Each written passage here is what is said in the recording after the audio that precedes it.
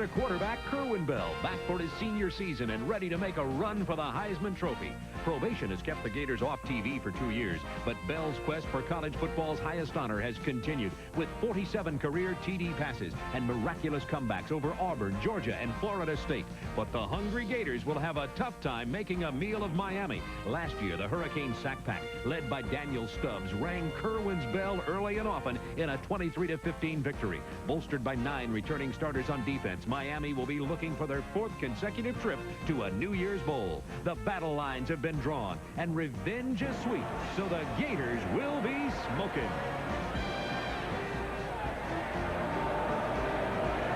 You're looking live at the Orange Bowl in Miami, a sellout due to a huge contingent of Florida Gator fans trying to take the home field advantage away from Miami in this bitter state rivalry. SEC 87 kicks off with the Battle by the Beach as Miami plays host to Florida. Hello, everybody. Along with Tim Foley, this is Bob Neal, back for our 6th year of college football television here on TBS. And, Tim, they said it wouldn't last. It's been almost 100 games now. We've been having a good time. When we last left the University of Florida, when they were last on television, was 1984. Florida had beaten Kentucky in Lexington. We were televising the game, and the Gators were apparently on their way to an SEC championship. Galen Hall was about to be named head coach. Kerwin Bell was a rookie. Now we pick him up again as they come off probation. Bell is after the Heisman. Galen, a highly respected coach. So it's been a while since we've seen Florida. Yeah, and they've got their TV makeup has had a 2-year rest. In the meantime, University of Miami has been on television 14 times in the last 2 years as they showcase Vinny Testaverde on his way to the Heisman. It's a big-time game at the Orange Bowl in Miami between Florida and the University of Miami. We'll be back here at the Orange Bowl, but right now, back to our studios in Atlanta and Craig Sager.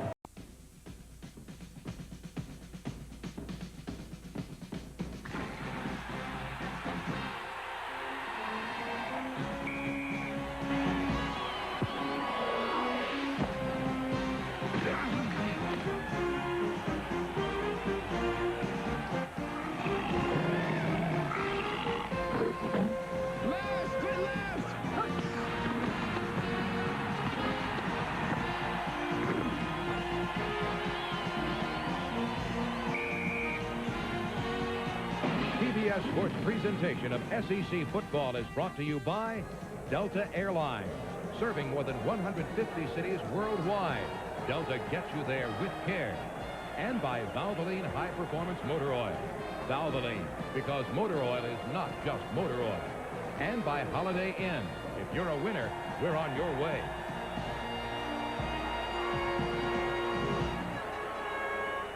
Just moments away from kickoff at the Orange Bowl in Miami. The temperature 90 degrees. There is a slight chance that there could be a shower, but you see mainly just white, fluffy clouds over the Orange Bowl. It's a prescription athletic turf. The field is in excellent condition and a great place to start the 1987 football season. And, Tim, let's start talking now about this game and the specifics of it. And across the country, everybody's talking about, of course, Kerwin Bell. And Kerwin Bell is going to be after the Heisman Trophy this year. The team, the University of Florida, 6-5 last year. They've been hurt by probation and loss of recruits and scholarship, but they have a very good front line, and as I mentioned, Kerwin Bell. They're getting booed by about half the fans here in the Orange Bowl because they're mad about Florida dropping Miami after this game. Here come the Hurricanes. A perfect season last year till they lost to Penn State.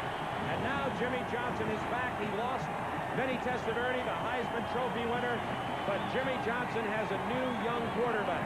So let's not talking about those two teams, and let's first of all deal with Kerwin Bell and his chase for the Heisman. Well, it's really unfortunate that people across the country haven't been able to see Kerwin over the last 2 years because he pulls out plays that seemingly are miraculous, and he's a quality young man that's got a legitimate chance at the Heisman. Unfortunately, he's got 6 wide receivers that have only caught 21 balls when you put them all together. So they're going to be going against a very experienced secondary for the University of Miami. Probably the strongest part of Miami's football team is their secondary. Benny Blades, an All-American, is really not that much better than the other three performers in that defense. And there's a big story for Miami, not a good story, and that is that Dan Cilio, a very good defensive lineman, has been declared ineligible. Also very unfortunately for Dan and for the University of Miami. I think they were counting on Cilio to be the catalyst, as Jerome Brown was last year, to kind of ignite that Miami defense. He won't be there. Stubbs will miss him. Miami will miss him. And for the University of Miami, an untested quarterback. Testaverde, Kozar, Kelly gone. Enter Steve Walsh. And Walsh's greatest asset, as you see him there, is his ability to understand this offense and drive the car. He is not going to be a Kelly. He's not going to be a Testaverde or Kozar. Doesn't have that kind of raw skill. But he can be a good field general, and that's what they're counting on him to be today. And Florida's defense, a pretty good one. Mention one guy, Jarvis Williams. Jarvis Williams, All-American defensive back. Clifford Charlton will put a lot of pressure on Steve Walsh. We'll be back here for the kickoff just moments away at the Orange Bowl in Miami. You're watching SEC football on the Turner Broadcasting System. The Orange Bowl in Miami. It is 90 degrees. It is sold out, 75,000 plus. The University of Miami will receive. Florida getting set for the kickoff. It'll be number 6, Robert McGinty, who has a very strong leg for Florida, a senior from Neptune Beach, kicking the ball for the Florida Gators. Their first time on television since 1984, coming off the probation, along with the loss of scholarships, and Florida very excited about being back on national television today. Miami, one of the most televised teams in America the last couple of years. Back deep for Miami, number 3 is Randall Hill. Number 21, Alex Johnson.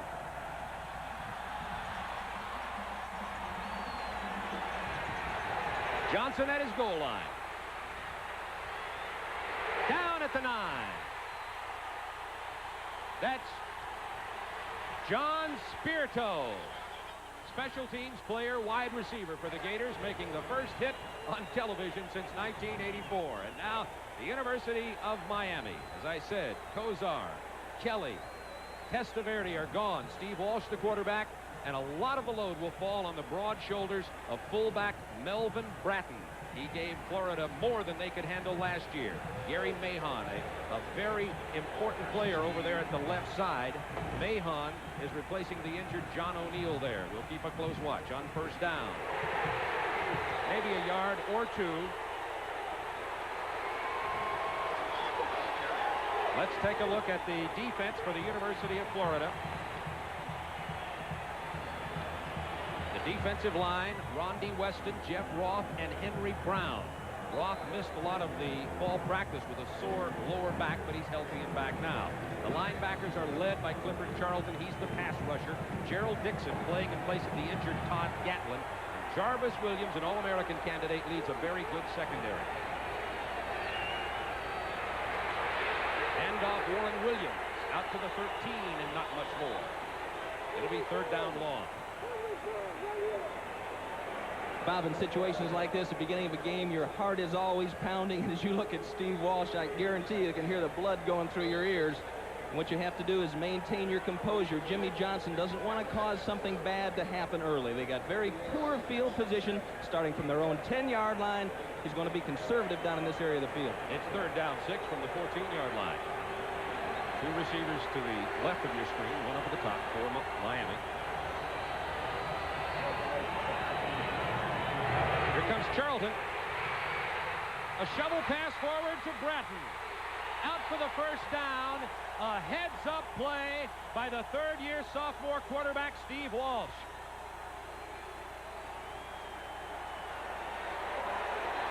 And how'd you like that one, folks? 2 deep zone, good coverage by Florida. Never really a chance to look as Roth had him wrapped up, and he dumps it off to Melvin Bratton. Let's watch Clifford Charlton coming from the left side of your screen, and Charlton is a guy that they're trying to get out to him with Scott Proven. Didn't quite get there. First pass. It is complete to the 27-yard line to Warren Williams. We'll call it the second pass because the first one, even though it was a shovel pass, was called a forward pass, and so now Steve Walsh is 2 for 2. It's got to help the young man butterflies. No question about it. Early on, I'm sure Gary Stevens, who's really the doctor of pass here at Miami, he's the offensive coordinator, wants to get confidence level up in Steve Walsh. He felt well about it going into the game, but once you got a couple in the chest of a receiver, you feel much better. Second down 3. Here's Brett.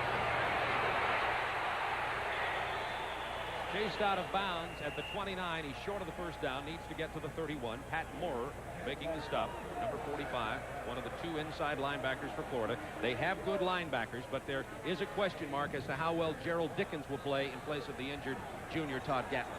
They're really inexperienced in there. Pat Moore was a walk-on freshman last year. Made a nice interception in this particular game last year, but they're inexperienced in the middle. Gatlin getting hurt this week in practice really thins the ranks. Irvin to the left. Brian Blades to the right on 3rd down 1. Here comes Williams in the backfield. Thrown for a 5-yard loss. Big 3rd down play led by the nose tackle Jeff Roth.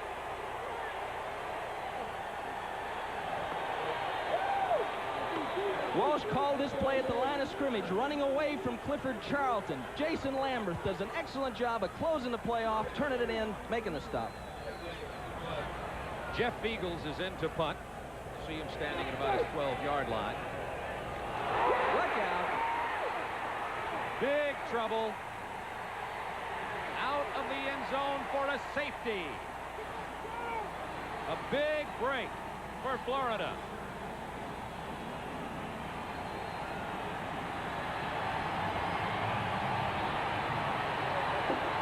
So many things are taken for granted, Bob, in the special teams. And here's a guy that you never talk about until something goes wrong. The man that snaps on the punt.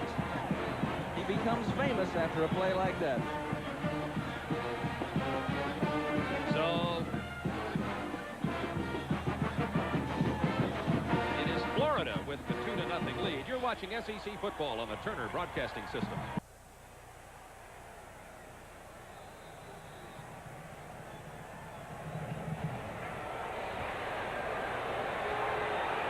Kerry Watkins to the 46-yard line. So Florida gets a break on the bad long snap over the head of the punter Jeff Beagles. Leads 2-0 and now has the football in excellent field position for Kerwin Bell and the troops.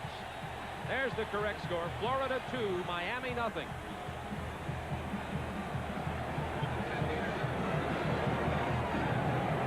Kerwin Bell will have Wayne Williams and Anthony Williams and a host of running backs back there. As a matter of fact, Octavius Gould is starting, but you'll see several players. David Williams, the best offensive lineman for Florida. A lot of other question marks there on the first down. Bell. It is complete to Simmons, down for a loss of about a half a yard. Stacy Simmons, a sophomore from Clearwater. Rod Carter, number 91, with a stop for Miami. Here's the defensive lineup now for the Miami Hurricanes, one of the best defenses in the country. Jimmy Jones, the man who has to replace Cilio, who was ruled ineligible late yesterday. Daniel Stubbs is the big playmaker on that defensive line. He's the sack leader with 30 career sacks for Miami. George Myra Jr., the heady leader at middle linebacker, and All-American Benny Blades leads an excellent secondary for the Hurricanes. It is 2nd down, and we'll call it 10, a little longer than 10. Penalty marker down. Looks like they got Jimmy Jones to jump on that one. Jimmy, of course, is jumpy, you might say, as he hasn't known all week whether he's going to start, whether he's going to play, whether Cilio is going to play. It's been a tough call for him. Ball foul. Offside. Defense. Al Ford is an SEC official. This is a combination of officials from the Southeastern Conference and from the Southern Independent Collegiate Officials Association. Jimmy Johnson, of course, a defensive coordinator in a previous life at Oklahoma State and at Arkansas, or a head coach at Oklahoma State, but at Arkansas and Pittsburgh. Bell goes down. It is Florida's ball. Problems with the exchange there with center Tracy Daniels. There's the Florida mascot with an interesting sign. I guess we're ranked 3rd and 4th in his mind, but that's all right. We'll take a top 5 ranking from the Gator mascot. Kerwin Bell. Great year in 1986. Third down 5.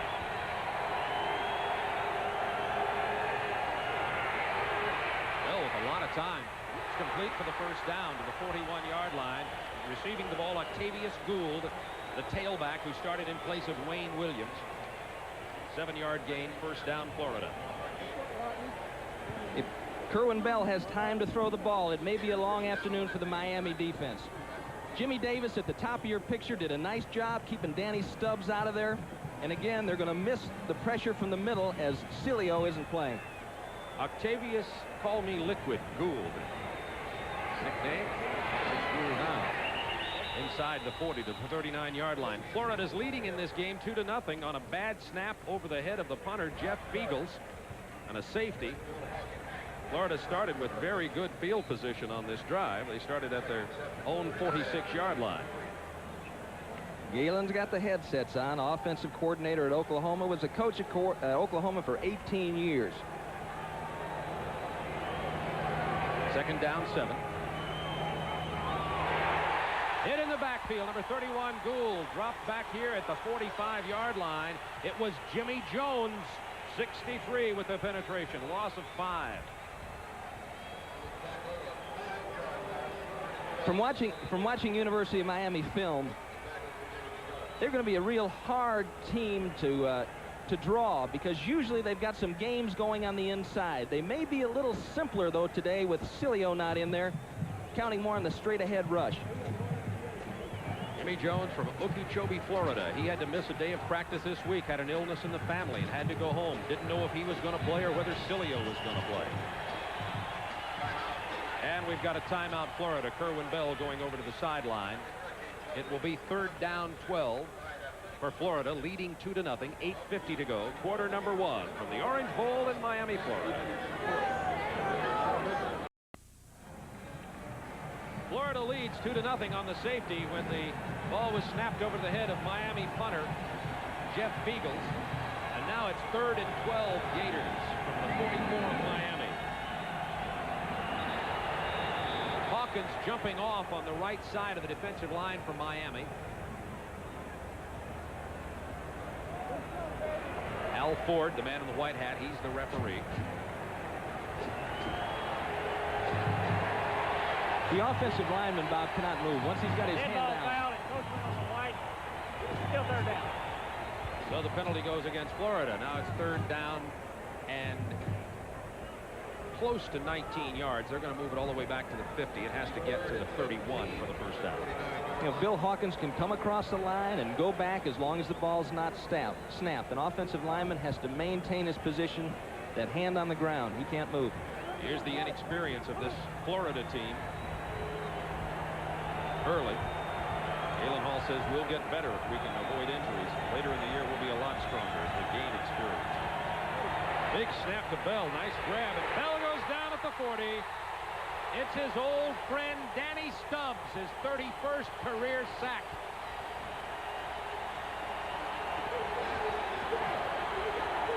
Now you're going to see one of the premier defensive linemen in the country operate here, working against Jimmy Davis for Florida. Gets his hands on him early, around him, and that's it. The ability to turn it back inside that quickly is what makes Stubbs so great. He gets some sacks on a flush, pressure coming from up the middle, but that one was all on his own. Jamie McAndrew with the punt. Cleveland Gary, a transfer from Georgia, with the reception. Down to the 23-yard line. That's his first play as a Miami Hurricane. He was hit by number 30, Steve Loden. 44-yard punt, 10-yard return. You're watching SEC football on the Turner Broadcasting System. Tim, we've got two of the nice guy coaches in this game, and both of them have special interest with academics. There's no question about it. The University of Miami has really improved their standing in that particular area. It's first down 10. The Hurricanes trailing 2-0. Hand off to the fullback, Warren Williams. Not much going out across the 25 to the 26. Gerald Dickens, number 40, on the stop for the Gator defensive unit. As a matter of fact, in talking to Jimmy Johnson, he takes great pride in the fact that last year they graduated 72% of their seniors, which is exceptional. And in today's high-pressure athletic schedule. Miami sidelines. Miami in the orange jerseys. Florida in the orange pants. It's a sea of orange in the Orange Bowl. It went right off the arms of Charles Henry, and it was popped up there for anybody's catch, but none of the Florida defenders could get to it. And Steve Walsh throws the incompletion. The young third-year sophomore. He redshirted. St. Paul, Minnesota. The last time that Steve Walsh started a game, Tim, was 1984 in a high school playoff game in Minneapolis. But I'm sure they've been trying to create as much pressure as possible in practice to get him used to the game situations. 3rd down 8 from the 26. Here comes the pass rush. There's Charlton in the face. It's complete to Bratton. Close to the first down. It'll depend on the spot. Right near the 34. Tripped up by number 4, Kerry Watkins. Finished off by Oliver. Charlton was right in the face of Walsh. Hand down and coming in a 3rd down passing situation.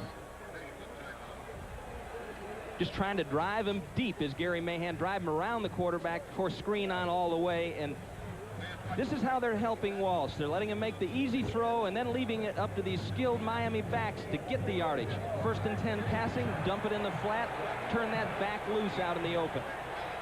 As you can see, they spot the ball about 6 inches shy of the first down, and the punting situation again. And Willis Pegues is number 58, is the long snapper. Let's see if Willis is back in there this time. He snapped it over the head of punter Jeff Beagles on the first one, in and out of the end zone for a safety.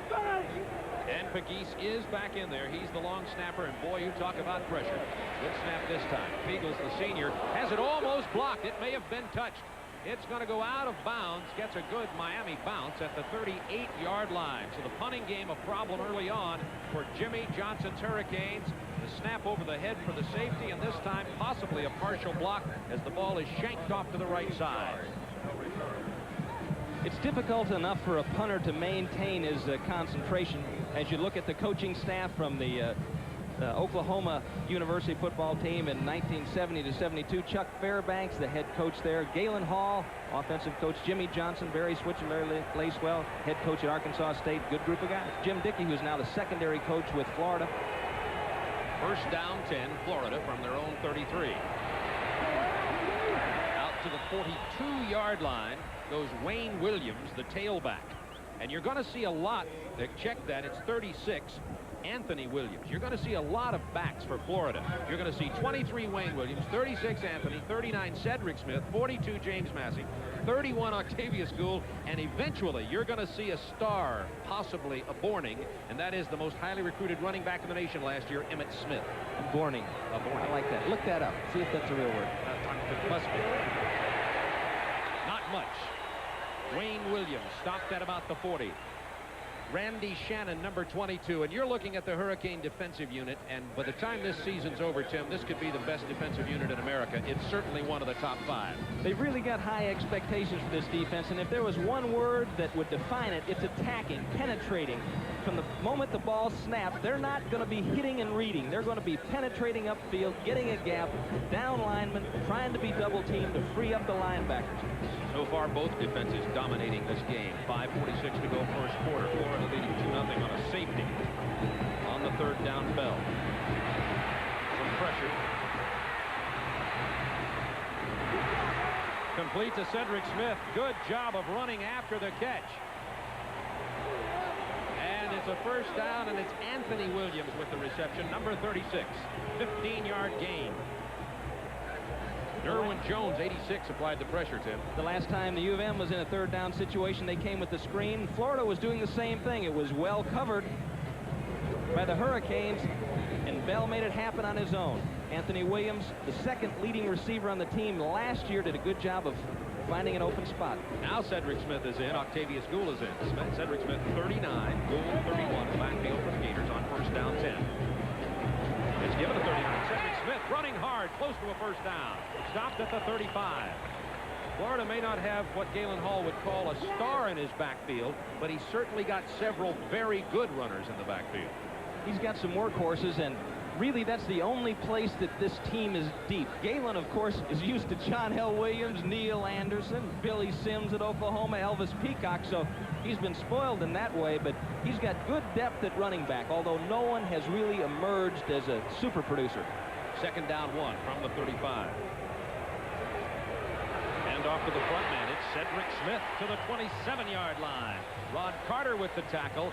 Florida running better than Miami had hoped they would. Remember, missing from the Miami front four, Dan Cilio declared ineligible late yesterday. And they are trying to take advantage of that. Dave Wanstead, the defensive coordinator for the Hurricanes, felt they had to make Florida throw the ball to be effective. Galen now very happy with the way the offensive line is moving and the backs are running for the Gators. Big questions on how that offensive line would play, with the exception of perhaps left tackle David Williams. They've played well thus far today, particularly once they shook the Butterflies. Bell for the audible, 1st and 10. Nice hole. Gould comes up near the 25-yard line, tackled by number 32 Selwyn Brown. There's Octavius Gould. He's a sophomore from Browns Mill, New Jersey.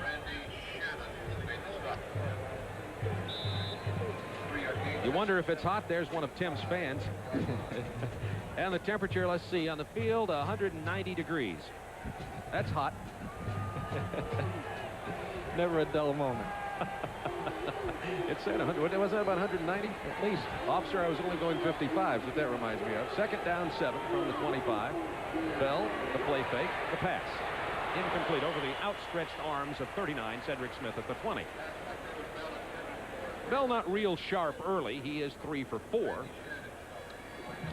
But it's the first game of this year, and you can bet that Kerwin Bell is ready to play. And what a story. Galen Hall was telling me when I was in Gainesville on Wednesday, and I know you talked to him earlier, Tim, his memory of that Tuesday before the Miami game, the freshman year of Kerwin Bell, when Dale Dormany was injured, and they had to go find Kerwin. Galen, who was offensive coordinator, said, I had to go look at film to remember how this guy played, because he had been 8 string prior to moving up to second team. 3rd and 7 from the 25. Bell in the pocket as a man. He got there late, broken up nicely by that excellent Miami defensive tandem. It was intended for 20 Lomack. Donald Ellis, the man with his hands on the ball, number 29. Stubbs putting on the pressure here. Jimmy Davis come out trying to get a hand on him, trying to get that right hand on him, stab him, drive him around the quarterback. Bell steps up well. Gould was open, coming across underneath. Womack didn't really have it. Donnie Ellis right there along with Selwyn Brown. And the field goal attempt by Robert McGinney is wide. It was a 42-yard attempt. Florida continues to lead by a score of 2-0 thanks to the safety after Miami's first possession in this game. 3:11 to go, quarter number 1. Kerwin Bell taking a breather. It's 90 degrees down there. Some injuries affect particularly the Miami team, Tim. They feel like Brett Perriman was at least as good as Michael Irvin. As fine receivers they had, they're going to miss him on offense, and we'll get back to the rest of those in a minute. Steve Walsh. Richardson hits him as he releases it to Bratton. To the 40-yard line. Kerry Watkins with the tackle. The reception and run by senior Melvin Bratton. 34-yard gain. See, here's the plan by Gary Stevens. Bratton is helping out on the blocking, and if nothing's open, initial man not open, Bratton checks down. That gives Walsh a 3-yard throw. He just dumps it here to Bratton, and now look at this. Dip and dodge, look out. Hard to corral, scored 3 touchdowns last year against Florida. You can see you don't want to be taking him on one-on-one. Miami on the move. Walsh. There's a man open, incomplete at the 25-yard line. Tried to get it to tight end Charles Henry. Couldn't hold on to it. Nice pass by Walsh, however. It was right there. It was right there, and Charles Henry needs to take that route a little bit deeper. He was running it in behind Michael Irvin, who had cleared out the cornerback. Needs to get a little bit more depth. That way Walsh can loft the ball in there, make it an easier catch for him. Second down 10 Miami. 2:36 to go. First quarter. Florida leads 2-0 on a safety when the ball was snapped over Miami punter Jeff Beagle's head in and out of the end zone. Hand off to 24 Warren Williams. About the 37. And down he goes. If you want to talk about underrated, Warren Williams might be the most underrated player on the Miami offense. One of the finest north-south runners that I've ever seen.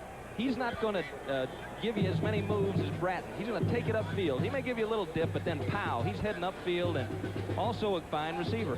Now, you talked about Perriman being out. Now the 3 receivers are in there for Miami. They like it. Irvin, Blades, but they have to go with Brown instead of Perriman, and this weakens them, Tim. It does weaken him, and Brown had a problem with his ring finger, dislocated his finger, so he's not 100%. On third down, complete to Williams. To the 23-yard line, Warren Williams tackled by Jarvis Williams. 12-yard gain, and Walsh is looking heady. 5 of 7 for 67 yards. Nice poise. Just get a little man-to-man underneath by Florida. Tolbert Bain makes a tackle, and it's a 4-yard gain. That's what you have to do. They dump the ball underneath, come up, make the hit, make the play. Hurricanes started this drive on their own 26. They're down to the 23 of Florida. Walsh, good protection. Into the end zone. Coverage is there. The ball is caught by Brian Blades. Even though the coverage by Watkins was there, it's a touchdown, Miami.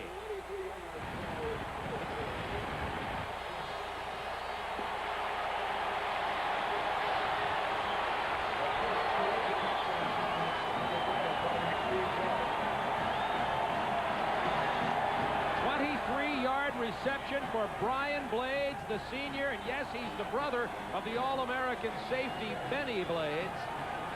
Great coverage by Watkins. Nice toss and everything, but you've got to credit Brian Blades with coming up with the big reception. Yeah, and you credit Steve Walsh with putting that ball in a place that if Blades doesn't make the catch, it's going to be an awfully hard catch for Watkins to make. He's turning around, trying to rotate in the air, looking back into the sun. Florida going for 2. They know about that, Miami going for 2. They know about Florida's safety. Walsh, complete to Brian Blades. Blades responsible for 8 points. First the touchdown, then the 2-point conversion, and this young Steve Walsh and Brian Blades are maybe becoming a powerful combination.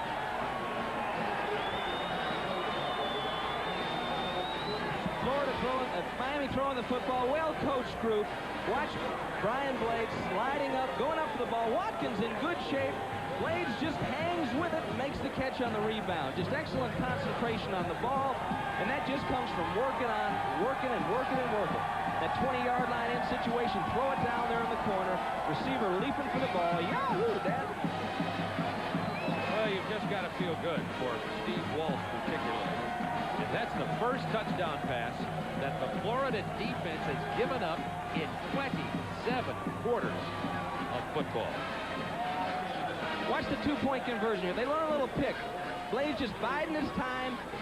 They were counting on a man-to-man coverage down in there, and Blades was going to try to screen off his man as he came through the traffic. Actually, it was a zone that looks like they got a little confused, and that set, and Blades came open. That's Walsh talking to Testaverde, Kosar, and Kelly, getting some more tips here. Maybe it's the uniform. Walsh looking great. Kerry Watkins at his 5 for Florida. Big opening. He falls down and goes down just outside the 35.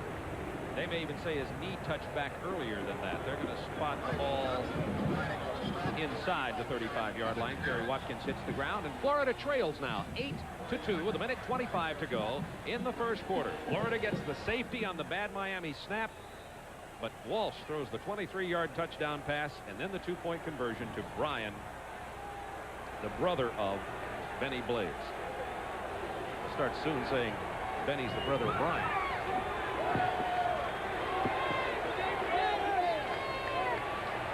Bell gives to Williams, Anthony Williams, about 3. Daniel Stubbs, 96 with the tackle.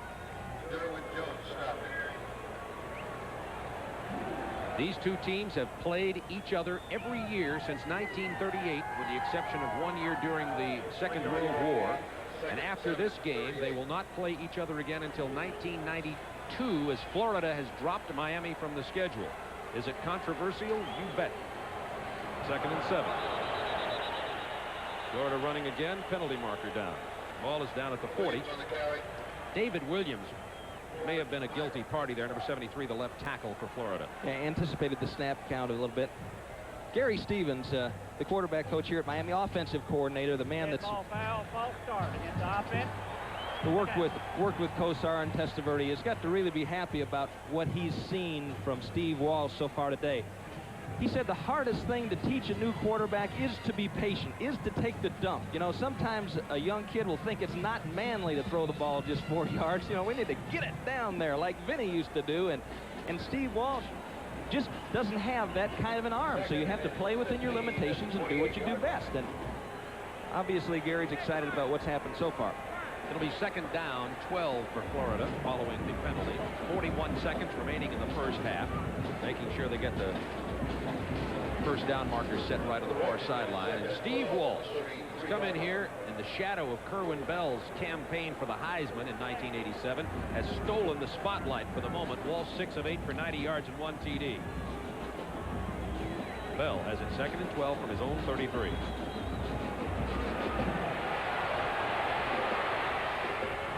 Incomplete. It would have been a first down reception, but it was past the outstretched fingertips of Walter Odom. He's a good one and a big one. The senior 6'4". He's been out a year and a half due first to a disciplinary suspension and then academic reasons. And Odom is back, and he started this game at tight end. It's awfully tough for an experienced quarterback to tone down to the adjustments that a new wide receiver might make. That time, Odom wasn't open, worked his way up into a seam, and that's the kind of thing that Kerwin's used to. A new wide receiver will run a route. If he's not open, more often than not, he'll just back down. Third and 12. Bell has his man open. Incomplete, in and out of the arms of number 21, Darrell Woolard. There's the inexperienced receiver. Excellent pass by Bell. Woolard was wide open, simply dropped the ball. Florida right here is running what could be Miami's favorite pattern. Watch this as you start to get depth. Donnie, the cornerback is being cleared out. Donnie Ellis, and then Woolard comes into that open area deep there, and coming over to trying to give help is Ellis, but just couldn't get there in time. Bell laid it in perfectly. There was a penalty on that play against Florida for holding. Miami declines it due to the incompletion on the third down. It'll be 4th and 12 from the 33, and Jamie McAndrew comes in to punt. Cleveland Gary, 43, goes back inside his 30-yard line. 25 to take it to Miami. McAndrew. Comes Gary to the 33. And Miami leads in this game 8-2, 3 seconds remaining in the first quarter. It was Mark Murray, number 54, the linebacker, special teams player with a stop for Florida. 41-yard punt, 4-yard return. So there'll be an opportunity for Miami to get off a play here. Let's see if they're going to. They may not. They elect to. The clock hasn't started yet, of course, from the exchange. 1st and 10 from the 34.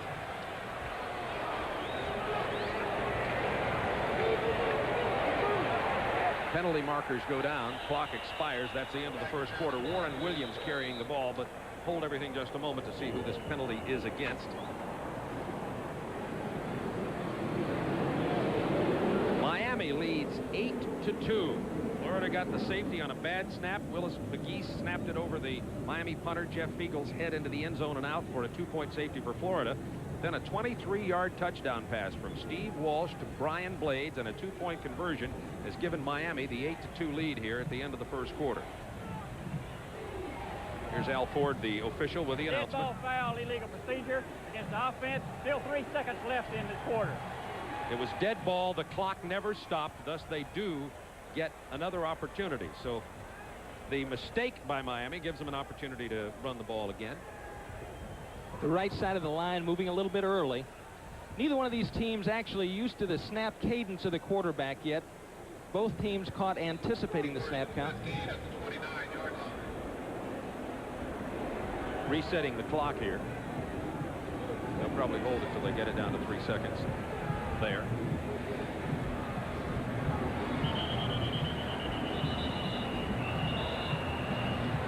Well, it's going to take about an hour to play the final 3 seconds of the first quarter. We're at the Orange Bowl in Miami. It's 90 degrees. Season opener for the Hurricanes, ranked as high as 3rd in some polls in the preseason, mainly around 6 through 10.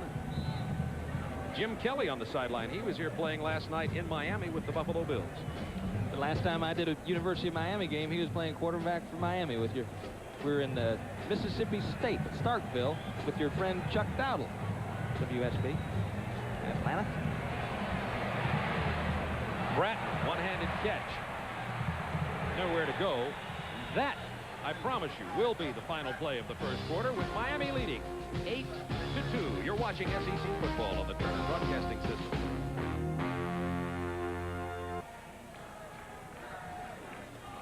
At the Orange Bowl, this is technically a University of Miami home game, but with so many Florida alumni, as a matter of fact, there are more Florida alums in the Miami area than there are Miami, with Florida being the large state school and Miami the smaller private school. It's about 50-50 in terms of who's cheering for who here today at the Orange Bowl. Super 6 game season ticket package now on sale featuring Notre Dame. Ready for the second quarter. Miami leading by a score of 8-2. Steve Walsh, what a great start the young untested third-year sophomore is having. It's complete to Michael Irvin. 4.5 speed. Bain, number 18, Lewis Oliver, number 18, drives him out of bounds on the far sideline. Oh my, 65 yards. Michael Irvin can fly. As I told you, he runs a 4.5 Oliver shaken up on the play, number 18 for Florida. And here's just an example. Zaven Uralian trying to get some young players in, trying to rotate them in. And there's Dwayne Glover, who's not a regular starter in there. Misses a tackle, and here goes Michael Irvin. Zoom, singes the turf down the sideline. Great hustle by Lewis Oliver to get there. Looked like he got kicked in the stomach at the end of it all. That's the 100th career reception for Michael Irvin, just heading into his junior year. See, when do you get a player experience, Bob? I mean, you just have to do it in a game. You have to take a chance, and obviously Miami noticed a change in the secondary and thought they'd try to take advantage of it. That's what you do. When a new defensive back comes into the football game, you know he's going to be anxious. Test him right away, and that's what Jimmy Johnson's team did. And they came up with a pay dirt there. Ball is spotted at the 7-yard line. Miami leads 8-2, first and goal. 65-yard pass completion. Walsh to Irvin. Walsh is going to throw it again. Who wouldn't? He's been so successful. Wanted to go to Irvin again. Incomplete in the end zone. Coverage by 28 Richard Fain, who's a redshirt freshman. Now we talk about Florida's lack of depth. You're seeing what we mean. I don't think he wanted Michael Irvin. If you want this pass, you deliver it right now before help can get there. And Irvin runs into the Florida safety there, coming over Jarvis Williams. And you know me, Bob. I don't believe in pass defense. I wasn't even close. You believe in defense. You don't believe in interference. Excuse me. Yeah. 7. Here's Warren Williams hit in the backfield at the 13-yard line. Jeff Roth, 96, and 99, Henry Brown with the penetration. Very big play. It'll bring up third down and goal from the 12 for Miami now. Both defensive coordinators, Uralian and Wanstead, told me the same thing. You find out about your defense. You find out the chemistry of your defense when their back is up against the wall. Who's going to come up with the big play? Who's going to make something happen to turn the tide? Henry Brown did at that time. 68 is Rondy Weston. He's the other side in, the junior. Now it's third and goal from the 12 Miami. They lead 8-2. Early second quarter. Walsh. It's picked off. With the ball, Joey Nicoletto, the junior reserve linebacker. You just don't know who's going to make the big play. It was intended for Alfredo Roberts, and Walsh, after coming up with great play after great play, throws his first interception. You're watching SEC football on the Turner Broadcasting System. They're looking for man-to-man coverage here. They're trying to clear it out with Irvin. Warren Williams taking it straight up the field. Alfredo Roberts right there. The ball is a little bit overthrown, and I think Roberts might have felt it was for Williams. Looked like he pulled his hands down almost. Didn't really extend for the ball. Not a bad throw. Good choice by Steve Walsh. First down 10, Gators. Inside their 5. They just run it. Penalty marker is down. Anthony Williams carrying George Myra, the middle linebacker, with a stop. Nicoletto got that interception for Florida, the very big play. He's number 49. And Nicoletto is a backup, but he's a very smart one. All SEC academic player last year. Clemson way out in front of Western Carolina. Penn State, of course, Miami fans will be interested in that game. Penn State last year, the 14-10 winners in the big bowl game. Georgia trailing Virginia at home in the second quarter. North Carolina leading Illinois. Jeff George is at Illinois. He was planning to come to Miami. There's a story there about that young quarterback, and Miami's young freshman will tell as we go along here. Florida having to remain very conservative inside their 10. Anthony Williams is hit and tackled by Jimmy Jones at about the 9. One thing you're always concerned about in this situation on defense is the home run, the big ball. Florida has wide receivers that can really shoot, can really fly. Stacy Simmons ran in the Junior Olympics this summer. Ernie Mills runs a 4.3 40. Kerwin could air it out here. Second down 5 at about the 9. Hit and dropped in the backfield, Anthony Williams.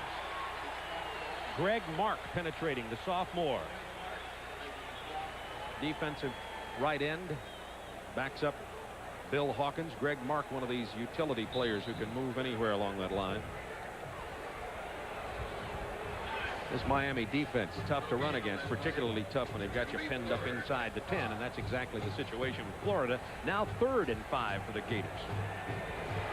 Miami leading 8-2 in the ball game. 12:28 to go, second quarter.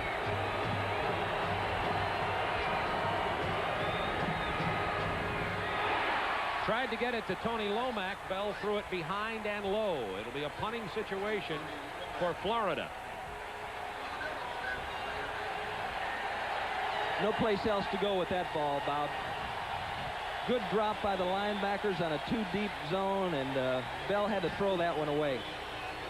He gave the receiver a chance to make the catch, but it was just too tough a catch. Jamie McAndrew.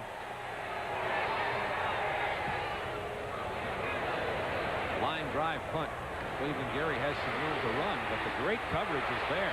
Florida pursues very well, and Gary goes down right about the 45-yard line. Tripped up by 29 Owen Bartrip. Finished off by 94 Andy Newman. We have 12:06 to go in the first half. Miami leads 8-2, and they have the ball with excellent field position. 12:06 to go, first half from the Orange Bowl in beautiful Miami. 90 degrees today. Miami leads on the 23-yard touchdown pass from Walsh to Brian Blades and the 2-point conversion Walsh to Blade. And Florida's points came on the safety. Bratton, the running back option pass. It's picked off. Number 18, Lewis Oliver at the 10-yard line. The second interception, one off the arm of Walsh and this one off the arm of Mel Bratton. Florida dodges the bullet again. No chance on that one, Bob. Good job by Oliver. He was back there all the way. Williams back there. Kerry Watkins, a weak side corner, was running with this receiver, and Bratton just wanted to show him he could throw it downfield. Look at this. And good catch by Oliver, who is becoming a remarkable safety himself, a walk-on. In the shadow of Jarvis Williams, Lewis Oliver, some people think maybe is good. It's a great safety tandem. 1st and 10, Gators from their own 11. Going to continue to run the ball out to about the 11-yard line, and the first carry of his college career for number 22, Emmitt Smith. The young man, the most highly recruited running back in America last year from Pensacola, Florida. You saw Ron Carter come up there, fill it from the inside, and get a good shot on the little man, but he's got great balance. He just popped to the outside and kept those feet moving. Walter Payton's size statistics. He's 5'10", 200 pounds.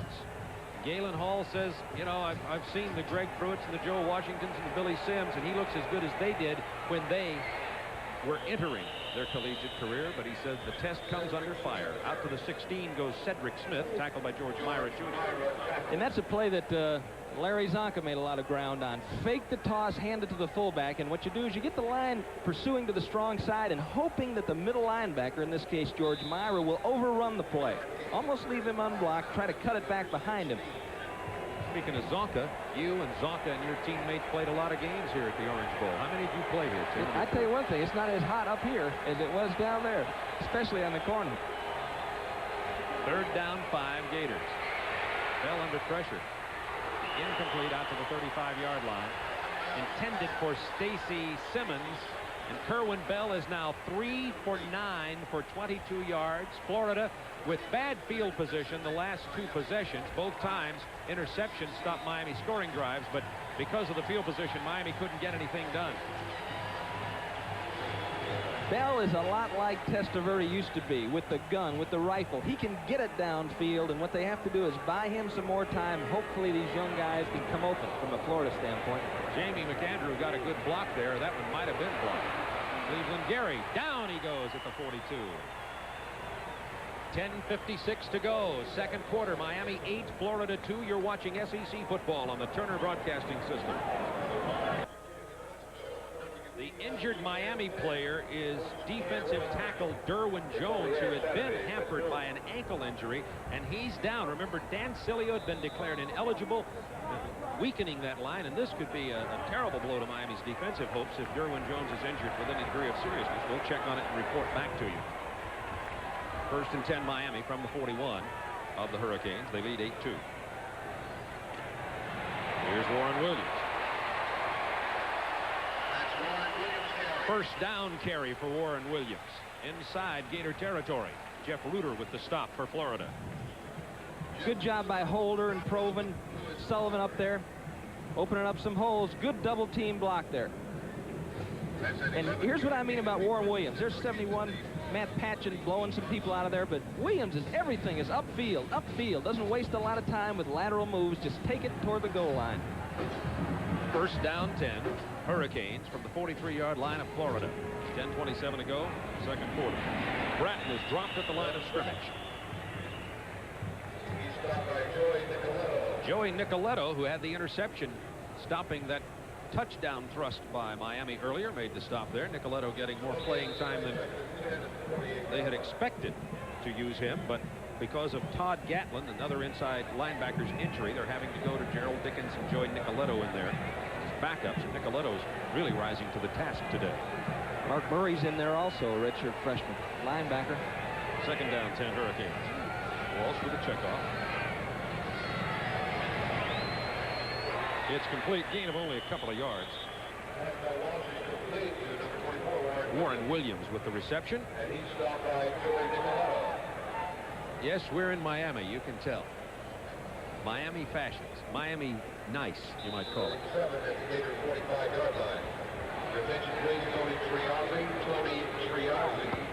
An impact of having so many new players playing for you on defense is the fact that you really have to simplify. You really have to draw back. You really have to get down to basics, and that keeps you from doing some of the technical things that might be more effective against a potent offense like Miami. 3rd and 7. Irvin. Good enough for the 1st down. Jarvis Williams with the tackle. Jarvis Williams put him down. Michael Irvin, number 47, who caught the long gainer earlier. Give him a little fake move off the top, Mike. He's running a little delay, break the concentration of the defensive back. Williams closes on it, and that's all you can do in that situation when a receiver comes that flat across the field. It's 1st down Miami. They lead 8-2, 8:51 to go, 2nd quarter. We mentioned Jarvis Williams. He's certainly an All-American candidate, a senior from Palatka, Florida. He has been hampered during the preparations for this game with a sore hamstring. We don't know whether or how much it slowed him down. Here comes Melvin Bratton. Look at the Florida coverage. Bratton stopped for no gain. Jarvis Williams makes the tackle. Penalty marker down in the backfield of Miami.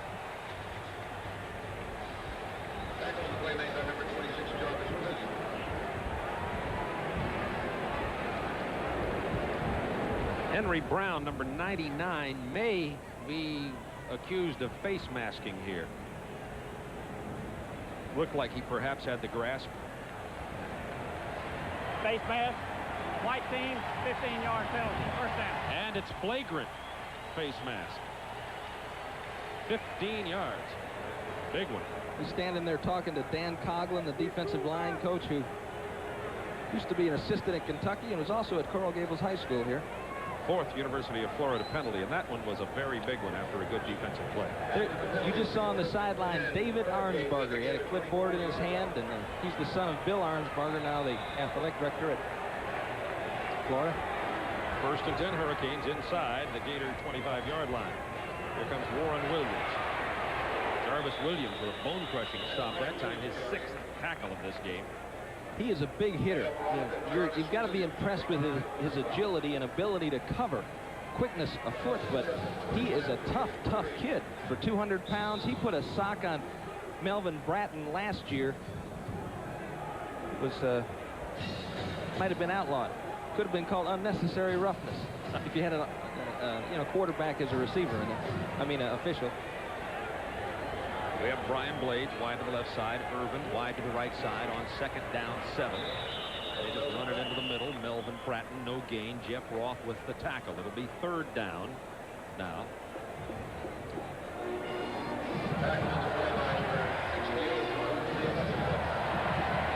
We're going to come back and show you that face mask. Henry Brown. Good pursuit by the Florida defense. Look, they're all right there, and let's see if we can see it. Oh, Henry Brown grabs a lineman. Got a hold of Matt Patchen there. After the tackle had been made, I'm sure Henry would like to have that one back. 3rd down 5, Miami. Walsh, he's getting such good protection today. Almost picked off. Coming after the ball was the linebacker, 40, Gerald Dickens. Couldn't hold on to it. And we're going to get a field goal try by the University of Miami. Coming in to attempt the field goal will be Greg Cox, number 25.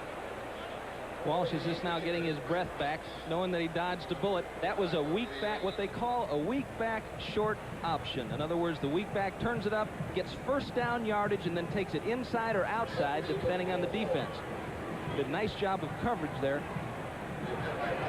You saw Cox's statistics, 4 of 7 field goals last year. And he's 1 out of 1 in 1987. And now Miami takes an 11-2 lead with 7 minutes 2 seconds remaining in the first half. Well, it's an ill wind that blows the hurricane warning flags if you're a Gator fan. Hurricanes leading 11-2, 7:02 to go, 2nd quarter. Edgar Benes kicking off, number 1. Kerry Watkins in his own end zone. Watkins to the 19-yard line, and down he goes. He was hit by 31, Freddie Highsmith. Miami leading 11-2 with 6:56 to go in this 2nd quarter, and Florida has not had good field position for about 3 years. Now they're at their 19-yard line.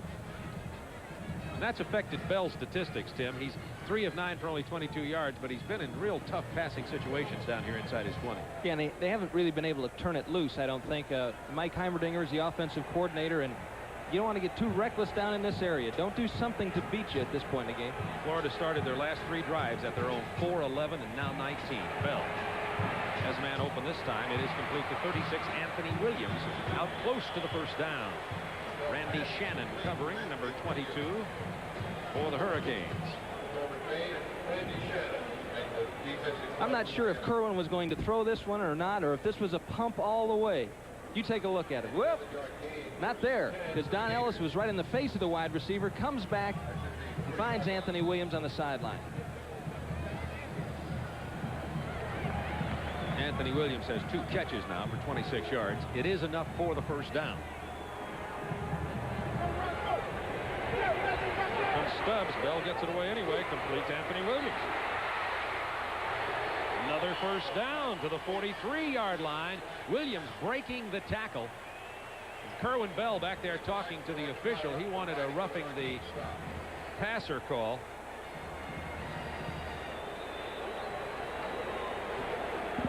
He just barely gets this one away. Primary receiver not there. Boom.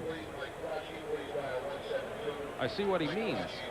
Kerwin Bell really took a shot after that. No penalty marker. It looked like Pegues coming in. They are going to call the roughing the passer. And it is a first down. After apparently not calling it, they decided after the discussion, and that'll be tacked on. In other words, that penalty comes on to the end of the game, and it's a very big one, and Florida now penetrates Hurricane territory to the 42-yard line. It was certainly a hard hit, and it was definitely after the ball was released, Tim. Yeah, but look and see if he's not. No, you're right. You're right. I was thinking that the man was in the air, but he certainly wasn't. Billy Hawkins came around there and had an ability to pull off, at least make the contact less severe. Not much that time. It's Cedric Smith, 39, inside the 40 to the 39-yard line. Miami leading 11-2. And I think that's all they're looking for. If you're in a situation like that, I don't think there's a way that Hawkins could have avoided contact, but you can back off. You know, you can take your foot off the gas pedal and not really try to inflict an injury. There's the Florida Gator mascot.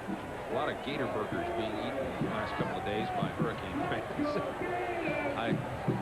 I didn't partake of that. Second down 7 from the 39-yard line of Miami. Here they come. Bell just had to get loose because there were 3 orange jerseys all over him. He tried to get it to 21, Darrell Woolard. We said the score is 11-2 with 5:17 to go in the second quarter. Florida scored first on the safety when Willis Pegues snapped it over Jeff Fiegels, the Miami punter's head, in and out of the end zone for the safety. And then an excellent drive by Miami with very good poise by the young quarterback Steve Walsh as he threw to Blades, Brian Blades for the touchdown, and then the 2-point conversion to Blades. And the field goal completes the scoring by Miami, the 37-yarder by Cox. 3 receivers to the left side, 1 to the right side. And Bell gets in the shotgun, doesn't like the look of the Miami defense, and calls timeout. See, this is what you get when you have 6 inexperienced wide receivers running a lot of different formations. In the past, Florida's been pretty basic, Bob. They've had the great athlete throw them the ball, try to lock on with your offensive line, and then let the guy make the yardage. And that's what they ran at Oklahoma, and that's what they were successful doing at Florida too. And then they mixed in the pass. But right now, Florida is struggling to, I think, gain its composure, trying to seek an identity here for this offense. I hope you'll stay with us at halftime. We have a lot of interesting information for you as we go back to our studios. Craig Sager. Also have scores of other games being played around on the first real weekend of college football, 1987, our big gainer of the week, and a preview of our September telecast schedule on TBS. We have a beautiful opening 4-game schedule, and we'll be telling you what that is at halftime. That's where we'll be next week, Tim. Get a good view on this as you lock in, as you fly in your airplane. Scott Field, Starkville, Mississippi. That's your landing area there. As the Tennessee Volunteers, who are playing Colorado State today, play the Mississippi State Bulldogs. Superstation viewers can catch pregame coverage with College Football Grandstand at 12:15 next week. There's the time remaining in the second quarter. Miami leading 11-2. It'll be 3rd down 7 from the 33-yard line, 39-yard line. Florida Gators. 4 wide receivers in the game. Bell in the shotgun.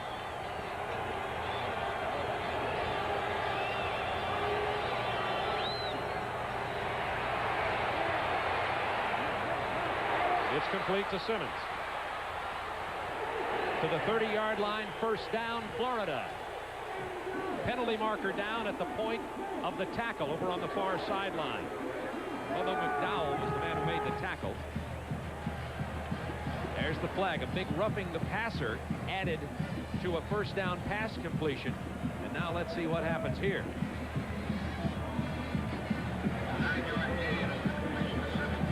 They're going to tack on more against Miami again for a penalty. Defense, 15 yards, first down. Flagrant face mask. Let's see if we see it. Here's 25 is Stacy Simmons. Making your move right there. Simmons ought to go get the first down.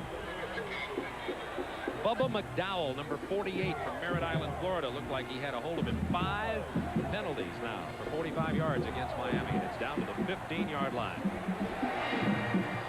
30 yards on this drive have come at the expense of Miami penalties after the play. Gators trail 11-2, but they're threatening. much that time for 36 Anthony Williams. He was hit by Daniel Stubbs. They'll say he got back to the line of scrimmage. It'll be second down 10 from the 15. And there you see Danny Cilio there, and it's unfortunate for this young man. I had prepared all summer long, 6'2", 282 pounds, the strongest man on the University of Miami football team, a fellow that could have been a catalyst for this defense, but has been ruled ineligible by the NCAA. Second down 10 from the 15. 4:12 to go in the first half. Kerwin Bell with an audible. Fumbled on the snap, fallen on by Miami. Hurricanes ball.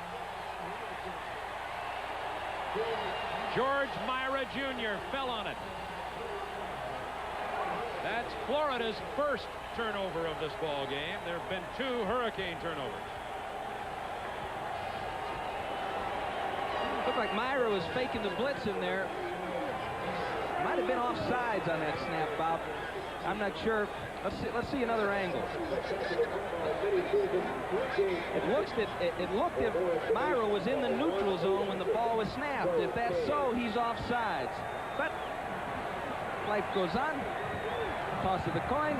George gets the ball. From the 16, Miami gets the ball to 24, Warren Williams. Nice job on the run. 9 yards to the 25 yards line. Ricky Mulberry, 32, with a tackle. Okay, watch number 45. Now he's pointing up in the line. Up now. Was he across the line of scrimmage? If he's across the line of scrimmage, then he's offsides, or if he's in that neutral zone. And I think Tracy Daniels snapped the ball when he jumped, and Kerwin didn't get it. But that's the breaks of the football game. You know, you got to make up for those. Second down and less than a yard for the Hurricanes. They lead 11-2. They dodged the Gator bullet that time. On the turnover, Warren Williams gets the first down, a couple more yards. Out near the 30-yard line. Clock down to 3:16 to go in the first half.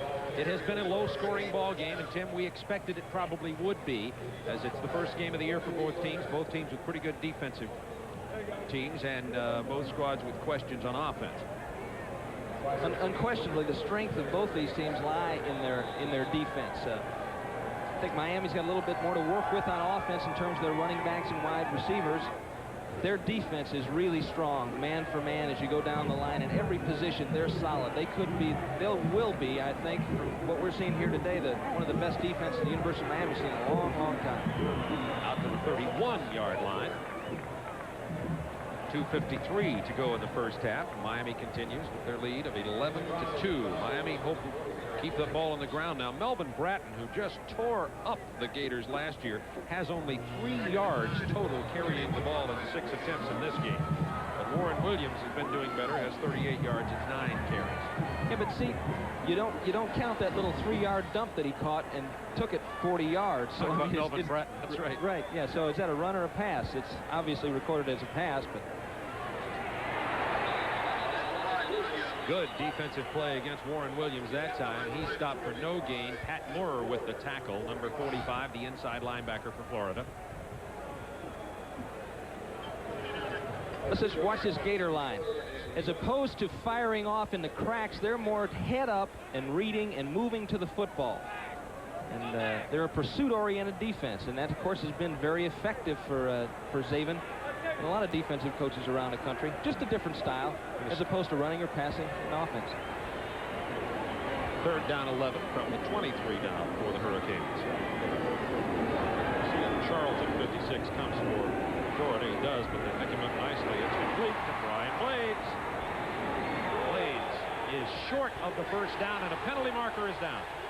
They had held him short of the first down. Watkins on the tackle. You think there's some bad blood between Florida and Miami? You've been seeing it on the field today.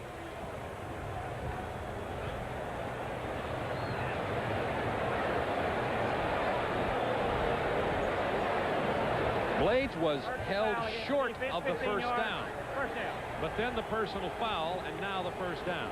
This is the, excuse me, Bob, this is the throw they're really not excited about Steve Walsh making. You saw it took the ball a while to get there. You know, he took us. It didn't look like he was going for his head. If that forearm's going for the head, that's one thing. But it looked like he was trying to wrap him up to me. Jarvis Williams called for that even though he missed.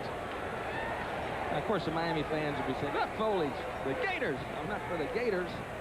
You're for defensive backs, right. Whatever jersey they're in. Here's Warren Williams with a reception. It's loose. Who's got it? It may have been fallen on by Brian Blades. We'll wait for the call. Florida football. The third Hurricane turnover with 1 minute and 4 seconds to go in the second quarter. You're watching SEC football on the Turner Broadcasting System. The third Hurricane turnover here.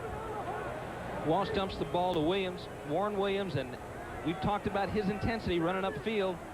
And sometimes when you do that, you lose your concentration on hanging on to the football. Moore tore it out, and Lewis Oliver. Looks like Lewis Oliver came in there and took it away from Brian Blades. That's an interesting statistic there. Total offense in this ball game so far. 1:04 to go in the first half. 1st and 10 Florida, trailing Miami 11-2. Florida had a 66-yard drive going previously and lost it on the fumble. Bell goes long, has his man. Stacy Simmons, incomplete. They say he stepped out of bounds. Tony Lomax. It's Lomax, and it does not count as a reception. The officials say he was out of bounds. It'll come back. An experienced strikes again, Bob. An experienced receiver will feel that sideline. Lomax got a lot of room. Now shorten it up. Trying to get it down, but you notice he caught the ball right into his body as opposed to breaking down early, catching the ball in his hands, but that'll come with time. I like the look of this young man, Tony Lomax. He's only 5'8", a sophomore from Tallahassee. Got real quick feet, good acceleration on the break. He'll be a good one in time. Former running back. It'll be 2nd down 10 from the 34. Florida, 57 seconds to go in the half. Here comes Stubbs. And they're going to penalize Kerwin Bell for trying to throw the ball and intentionally ground it.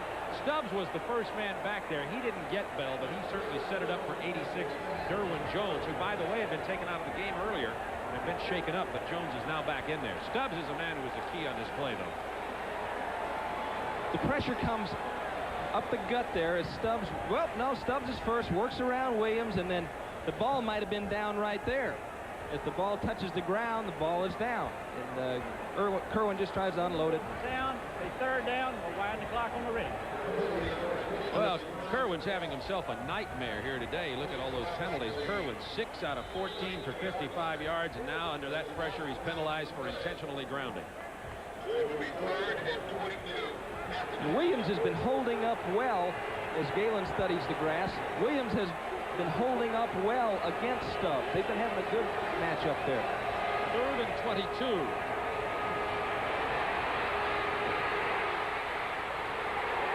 It's 96 Daniel Stubbs. Credit the secondary of Miami for covering those Florida receivers, though. Bell had all kinds of time to get rid of the ball.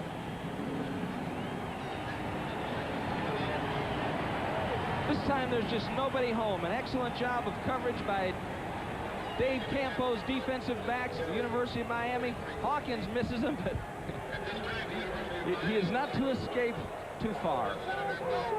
And now 32 career sacks for Daniel Stubbs. He has 2 in this game so far today. 21 seconds to go in the half. Miami continues to lead 11-2.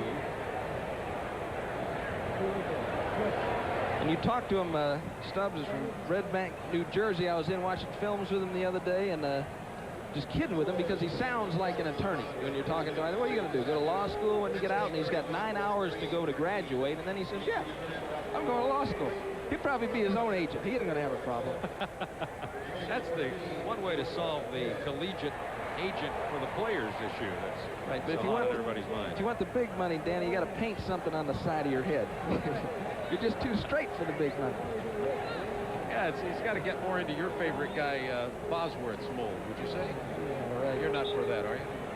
Nah. Stubbs is a great guy. Boz had a tough time in the exhibition game. Seattle played last night. He was welcomed into the NFL. 21 seconds to go in the first half. Miami's coming after the punt. Jimmy McAndrews gets it away. Not a very good one. Cleveland Gary. Excellent Florida coverage on the punt so far today. They've been right down there every time. A 39-yard punt. A loss of 1 on the return. Andy Newman is the man who made the stop. And one of the Florida players is down. That's Bartrup. Owen Bartrup. He's a critical and a very important special teams player and a very important linebacker for the Florida Gators, even though he's not a starter. 12 seconds to go in the half. Beautiful day in Miami, Florida. TBS season opener with the Gators and the Hurricanes. And Jimmy Johnson said he had a great recruiting class last year. Craig Erickson is perhaps the quarterback of the future for the Miami Hurricanes. Leonard Conley's a running back. Matt Britton, an excellent linebacker. Eric Miller, Leon Searcy. They're just some of the great freshmen. Florida, look at this. Kyle Morris and Herbert Perry may be the quarterbacks of the future to replace Bell. Emmitt Smith, you've seen him carry the ball a time or two today, the most highly recruited running back in the nation last year. And watch out for Willie McGrady from Palatka, Florida. He can play both sides of the line. Maybe a great one for Galen Hall. Hartford's okay. Tim, Florida, speaking of these young pure freshmen on this Florida roster, they really need the freshmen because, of course, they're down to, right now as of this game, only 79 players on scholarship instead of the maximum 95. And I think 38 of them had ever played an actual snap of college football, so they're really young. Walsh airing it out. Nice pass, couldn't be handled by Alfredo Roberts, number 87. It falls incomplete with 6 seconds to go in the half. Walsh, we're talking about Craig Erickson, who's the young pure freshman backup from Atlantis, Florida. Walsh is the third-year sophomore, and you know, Walsh must be hearing footsteps. Everybody's talking about young Craig Erickson. And you talk about pressure. Of course, you've got pressure replacing Vinny Testaverde, but I think it's a much more dramatic pressure to be watching every day that freshman that's backing you up, throwing those ropes out there, knowing that you can't do that, knowing that your advantage is an intellectual advantage and a field generalship advantage. Second down, 10. Walsh, he's going to take it long. Nobody's home. Throws it out of bounds, and the time expires, ending the first half of play. In the final meeting until 1992 of the Miami Hurricanes and the Florida Gators, they have 2 quarters left. Hurricanes 11, Florida 2. Miami leading 11-2 at halftime. There have been 11 penalties in the first half. Steve Walsh has thrown for 184 yards, surprising some folks. Bell only 55, also surprising people. Tim, how do you see the first half in terms of trends in this game? Well, I think that the University of Miami has been able to accomplish what they wanted to accomplish, and we're going to show you a few plays here that show that. They didn't want to overload Walsh by throwing the ball down the field. And there's a couple of things you see here. Look at the time. No pressure, nobody in his face. Eventually, Richardson gets there, but it takes a while. Now, dump the ball off to a running back, an easy throw, and let the running back do the work. Now, that's recorded as a pass completion for almost 40 yards, but most of the work is done by the running back. Now, Florida thin on defense, trying to work in some younger players so they can build up their level of experience. Substitute Dwayne Glover into the game. They dump a little pass to Irvin. He freezes Glover, and here he goes. He's off to the races. So the inexperience on defense has hurt Florida. And the other problem that they've had, and they knew they were going to have, is the fact that they knew that Bell would be tough to protect. And here you see Danny Stubbs, and he's coming, and Jimmy Davis trying to keep him out of there. But you see him rip that arm down and turn the corner. But another thing I want you to notice, he isn't alone. Hawkins is there, and it doesn't take long for other people to come in. So Bell's been under pressure all afternoon, not just from Stubbs. And remember one thing, Vinny Testaverde won the Heisman for Miami last year, and in his opening first half of play, he threw 2 interceptions. So it was a rough start for Bell, but don't count him out yet. We'll be back in just a moment. You're watching SEC football on the Turner Broadcasting System.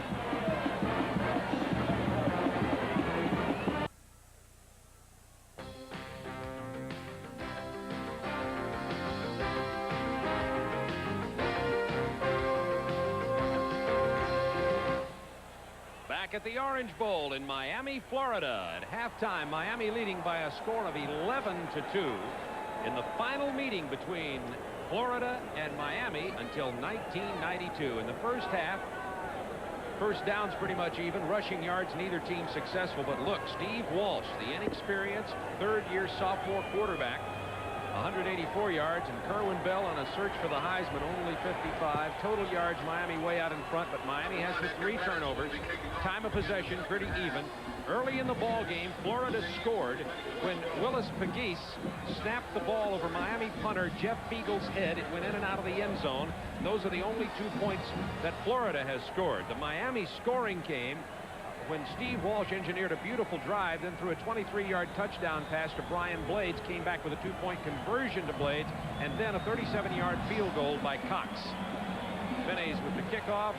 Watkins will touch it down in the end zone, and Florida will come out to their 20-yard line to begin the second half of the Orange Bowl in Miami, along with Tim Foley. This is Bob Neal, our spotter, entering his umpteenth year. Helping us in the booth is Kim Anderson. Alex Vergara is doing a great job with statistics as usual, and our booth is managed by Nikki Nichols, who is in her commando gorilla garb today.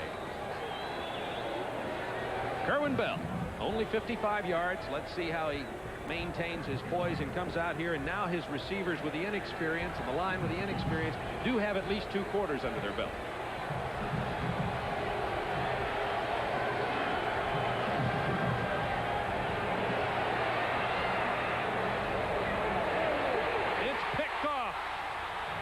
That is Horatio Benny Blades back to the 35.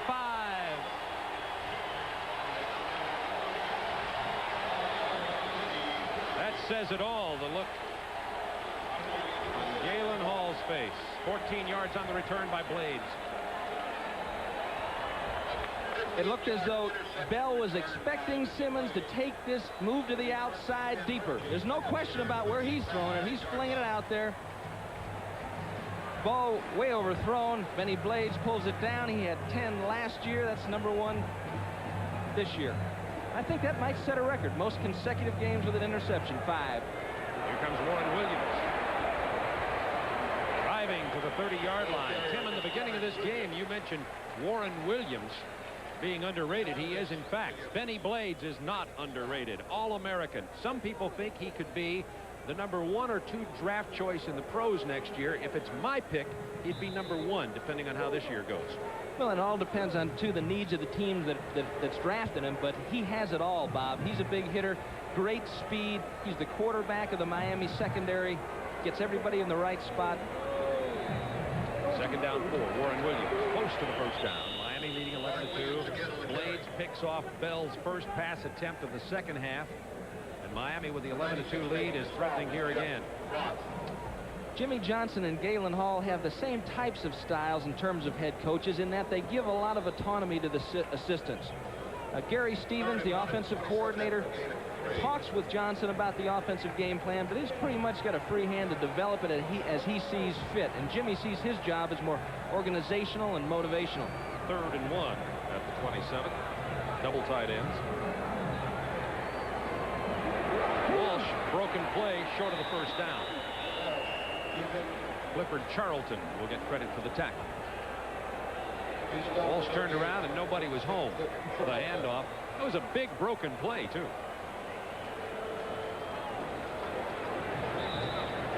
Whoop. Emmett went the wrong way, or Steve went the wrong way. Mel. And Cox will come in for a 44-yard field goal attempt. They will spot the ball on the right side hash mark at the 34-yard line. Cox hit a 37-yarder earlier. He's a senior from Fort Lauderdale. Miami's leading 11-2. And it's good.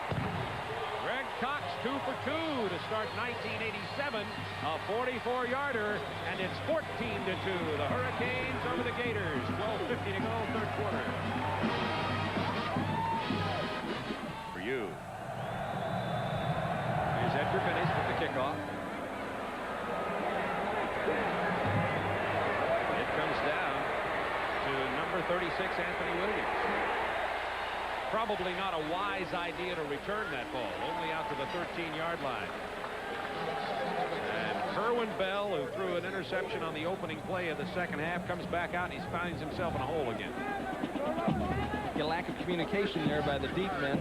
That's always the deep man's call. Kerry Watkins back there can call off Anthony Williams, but sometimes if you're not expecting a call or if you got your eyes focused on the football, you don't hear anything else. Kerwin Bell has Woolard, number 21 on the left side, and Simmons, 25 on the right side. Hands to the tailback, Octavius Gould, out of about the 15-yard line. Florida has been backed up several times. 2 times Miami had opportunity to score and turned the ball over, and that's why Florida was backed up. This time it was on an ill-advised kickoff return. The play they just ran was one that worked well for them last year, pulling both Sims and Williams, trying to trap the strong side of the line. Obviously, University of Miami have done some work on that play. Second down now. On the 15. Well, good time. Overthrew his receiver. It was intended for tight end Walter Odom, and number 32 Selwyn Brown was cruising through the area looking to pick it off himself, and it falls harmlessly to the turf. Third down 9. Good drop by Randy Shanahan, strong side linebacker, gave the undercover cover for that throw, and that did not enable Kerwin to pop in there like he'd like to. Had to get a little bit more air under it, and as a result, it was incomplete.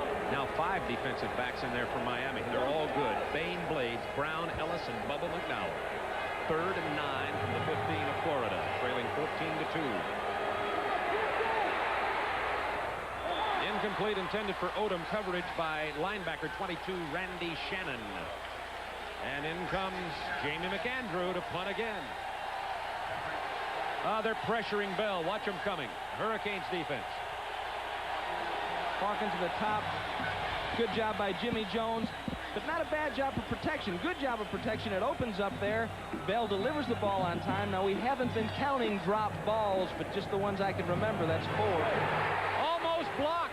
Here's a heads-up play by McAndrews, but a great defensive play by the Hurricanes. He pulled it in, didn't get it blocked for a possible safety or touchdown, does get it out to the 20, but that's where the Hurricanes will take over. You're watching SEC football on the Turner Broadcasting System.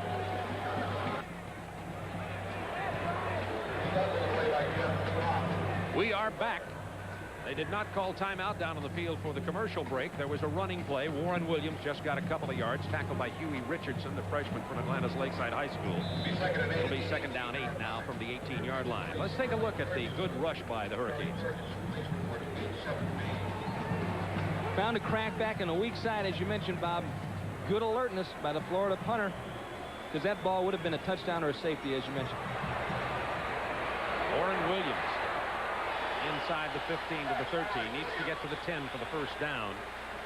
Huey Richardson once again with the tackle. And Jimmy Johnson's Hurricanes threatening again, leading 14-2.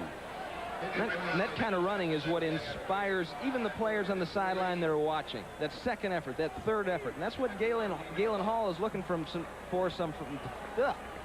Galen Hall is looking for that type of effort from some of the Florida defenders at this time.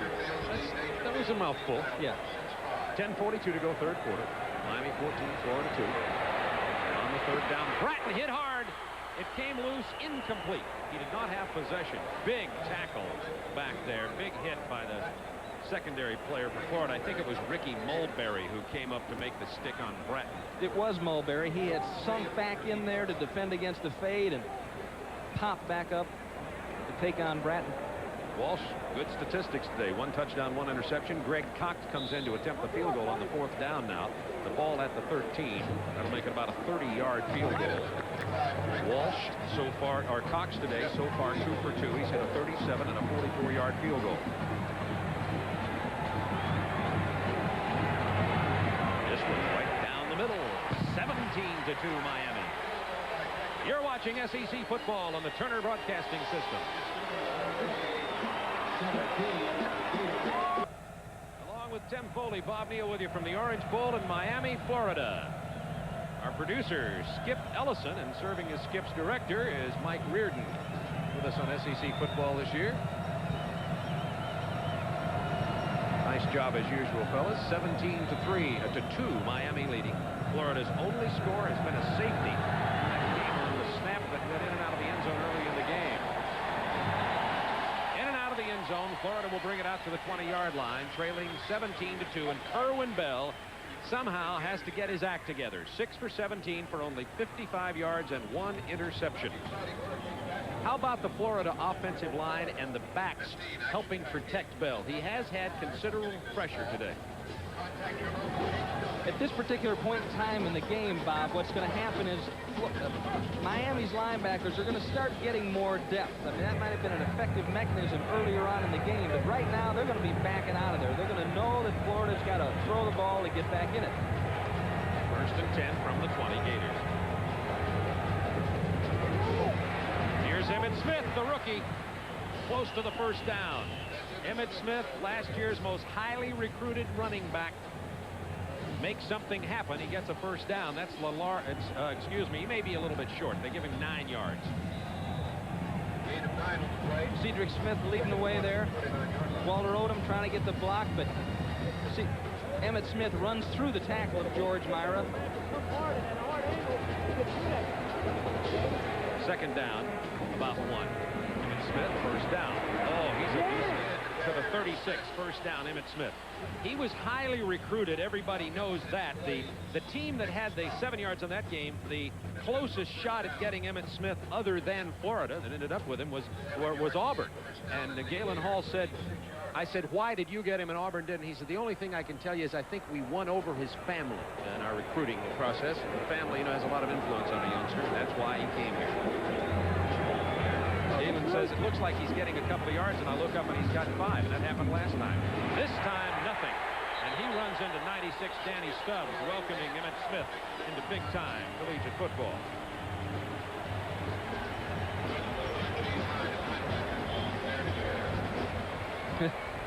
Little pop in the top there. C94 Greg Mark. Stubbs taking the inside, just chasing the offensive lineman, Bobby Sims there.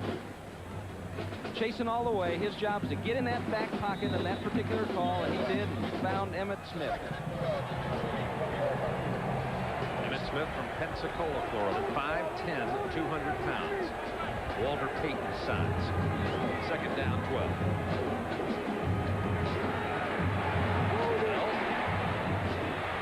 Completes it out here to the 40-yard line.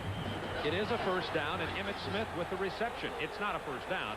He just got back the yardage they had lost here, back to the 40. It was second and 12. It'll bring up third down and long yardage again.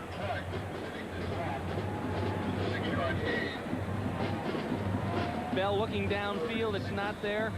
Smith back, and Smith is actually an awfully good receiver now, and the ball pops out as he's still struggling. Obviously, they've blown it dead. University of Miami fans didn't like that call.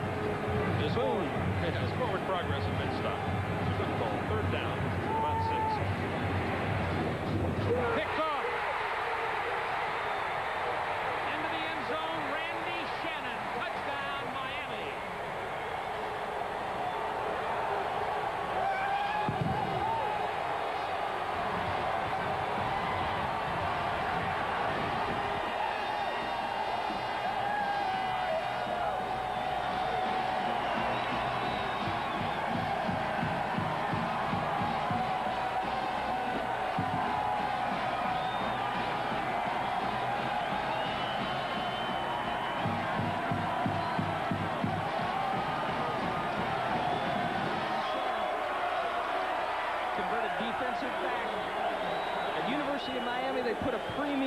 Speed and quickness, not so concerned about size, and he's a converted defensive back that's put on a few pounds but plays the pass extremely well. Made a nice move on that. Point after is good. Miami 24, Florida 2. 7:58 to go, third quarter, and here's Shannon picking off Bell, second interception. Now you remember on the last play, Billy Hawkins really gave Kerwin Bell a whack, and even if there's not pressure coming, you get it enough, you're going to feel it anyway. He tries to knife it out there, but Shannon makes a nice move on the football. Bell thought he had it, thought he could squeeze it in there, but not this time. And that's going to open the gate. 24-2 Miami.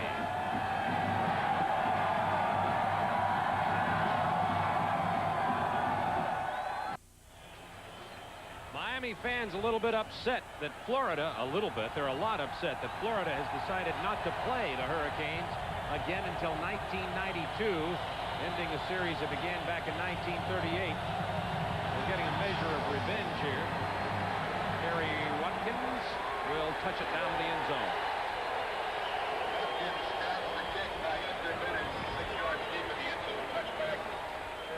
Let's see it from another angle now. Bell looking weak side. It's not there, and he goes to Anthony Williams as kind of as an outlet, but again, a beautiful move by Randy Shannon. And that's what makes this University of Miami defense so strong. Go ahead. Where do you want to throw it? You want to throw it on Donnie Ellis? He's the best man-to-man guy.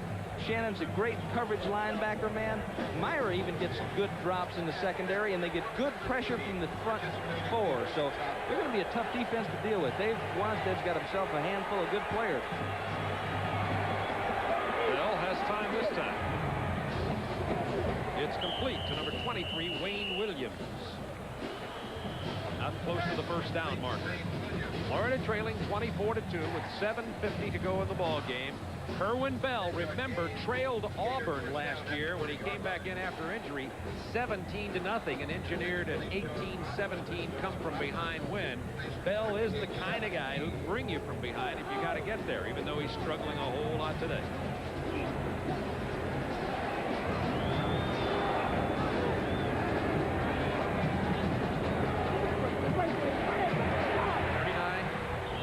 Smith, a couple of yards. Miami's defense today, 3 sacks, 2 interceptions, 1 fumble recovery. Last year's Miami defense only yielded 12.5 points a game. I mean, that was a fine one. That was the best since back in 1966. And they say this one could be better by the end of the year. That'll be going some. That's exactly right. In the championship season they had, the national championship season, they got blown out by Florida in the first game, and then they just came back strong and won 11 in a row. And they had a very strong defense then. Second down, 7. This one's complete for the first down over the near sideline, and the receiver, Wayne Williams, number 23, 11-yard gain. Back to our studios in Atlanta and Craig Sager. An easy opener for North Carolina. The man to watch is Torn Dorn. He ran over, around, and through the Illinois defense. 165 yards and a pair of touchdowns as North Carolina ramps over the Illini. The final 34-14. Back to the Orange Bowl with Bob Neal and Tim Foley. Well, North Carolina pounded Illinois today. North Carolina considered one of the leading contenders for the ACC championship along with Clemson and Georgia Tech. Wayne Williams carrying, Rod Carter with the stop. And they play the backside. They play the cutback on that eye so tough. Carter lined up at the weak side linebacker spot, begins to pursue down the line, just waiting for that eye back to begin to cut it back, and he attacks. He fires upfield. And he really put the hammer on that time. Rod Carter had a great year for Canes last year, and he's back again. It'll be second down, 8 Florida from the 46-yard line now.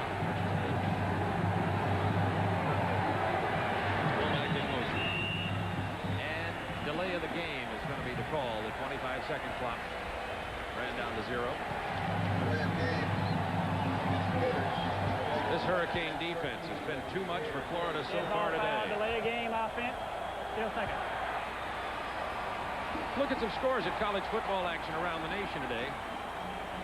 Oklahoma having no problem. That's a first quarter score against 1AA North Texas State.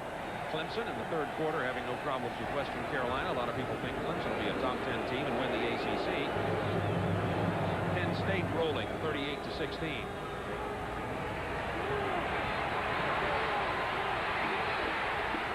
Bell had a man out there. He just threw it away. He's looking for Mark McGriff under tremendous pressure again. Kerwin Bell's been running for his life all day long. And you see an ice pack on the right hand of Steve Walsh. I'm not sure what happened. We'll try to find some information about that. If Walsh can't throw the ball, look for the freshman, Craig Erickson, to come in. But we don't know exactly what the nature of that is. Well, Bob, they talked about trying to get Erickson into this game sometime. They weren't sure whether it was going to be the type of game they could fit him in there. Galen Hall wishes it wasn't the type of game they could fit him in there.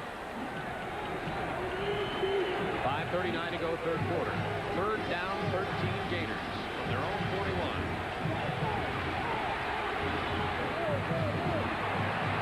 It's complete to number 80, Mark McGriff. The first big completion of the day for Kerwin Bell. To the 29-yard line, a gain of 30 yards. Anthony Williams being helped off the field. beautiful touch by Kerwin Bell here. Running 4 up the field. Just lays it right in there to Mark McGriff, and he's a cousin of Lee McGriff, who is a great receiver for Florida. Saw him earlier before the game started. Good catch.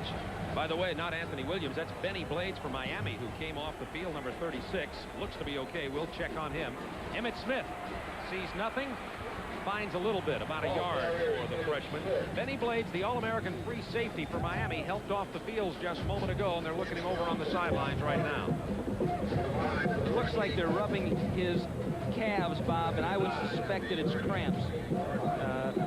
There's a lot. It's hot down there, and often a problem for Dolphin players. You see him bending over trying to stretch out his leg, and I'm sure that's what it is. By the way, we understand on quarterback Steve Walsh, there's the Alabama score, early lead. Steve Walsh, bruised knee. That was not his hand. The ice pack was on his hand, which was on his knee, which is injured. Bell almost had it picked off. He was under tremendous pressure. Penalty marker down. Now let's see. That was Danny Stubbs, the last one to get up off of it. There was no intentional grounding, in my opinion, there, so the penalty will probably go against Miami if there is one. Could be a big play from the Gators' point of view. Well, I don't get that one. Looked like there was a receiver there. Maybe no receiver was in the area. Let's see it, Tim. Well, it's really not important whether there's a receiver in the area or not, Bob, if there's a player in the area. That's right, and he throws it out. You don't see it on our replay. There were several white jerseys out there where the ball landed, so I don't know about that call. Nevertheless, it goes back to the 46-yard line. I don't know if Galen gives out Purple Hearts or not, but they ought to give one to Kerwin Bell. Because this University of Miami defensive line is not treating him with kid gloves. If they get close, they want him to feel their presence. Third down, 35.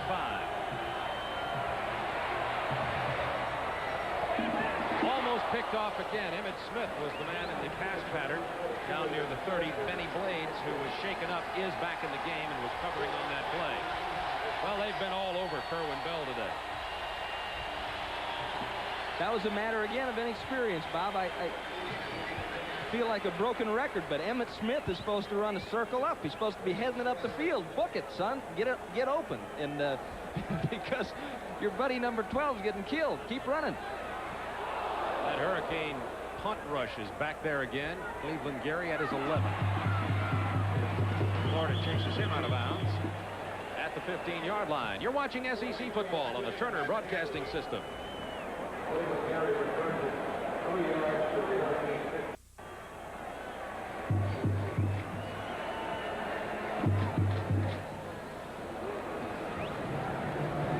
The story on your screen. 4:13 to go in the third quarter. 24-2. Miami leading Florida. Miami's defense has been the story of the day. Steve Walsh, who had a banged-up knee, his right knee, and ice pack on it earlier, is back in there at quarterback, along with Melvin Bratton and Cleveland Gary in the offensive backfield. Bratton. Not much. Penalty marker down in the backfield as the tempers are flaring down there. Some people have picked Florida in the top 20 this year as a potential top 20 team. My opinion is they're a middle of the pack in terms of wins and loss SEC team, simply because Florida has so much inexperience. But Galen Hall had an interesting point about it, Tim, when I talked to him in Gainesville. He said, you know, if you hang with us, if our fans will hang with us, minus the big injuries and such, I believe we'll be a better team as we go along instead of a worse team, because our young players will be gaining experiences. And he says, experience, I think, will be better later in the year. I think he feels really good about the recruiting years that he's had the last couple of years. Even though they've had fewer players, he's got quality players. And this last season, wasn't he able to get 30 this last season? So he's got a full stable. That's offsetting penalties here. Both players have been thrown out of the game. That's Rod Holder and Webby Burnett. Webby Burnett. They're out of here. I think what they're trying to do is keep this from getting out of hand. The University of Miami loses its starting center the Gators lose a backup nose man. Now Miami will probably go with Bobby Garcia. He is the number 2 center. Garcia is a sophomore from Cooper City, Florida. That's a big loss of Holder. Miami leading 24-2. 3:49 to go, third quarter. Cleveland Gary. Thrown for a loss. Cleveland Gary's junior from Indiantown, Florida, very highly recruited out of high school, went to Georgia. Transferred from Georgia to Miami. He's not fulfilled his expectations as a running back. He was highly regarded coming out of high school, but he's a good one. And he's big, 6'2", 230. Well, Tony Wise and Art Kehoe, that the men that coach these offensive linemen, have to be happy about the way that Hurricane offensive line has performed. They were concerned about Mahan and Sullivan on the left side. They both played admirably. O'Neal has come in, although he went through double surgery in the spring, has played well. Walsh under pressure. And he's going to go down at the 13-yard line. Miami has not gained a first down this quarter. Speaking of Florida's defense, third offensive possession, but Miami still scored 13 points. You see Charlton come in there. He's the rush in. He takes that offensive lineman on, mashes him back. But Huey Richardson has really come on. I bet he plays more and more as the season goes on because he can come too. Look at this. It's snapped out of the end zone again for another safety. Florida with 4 points.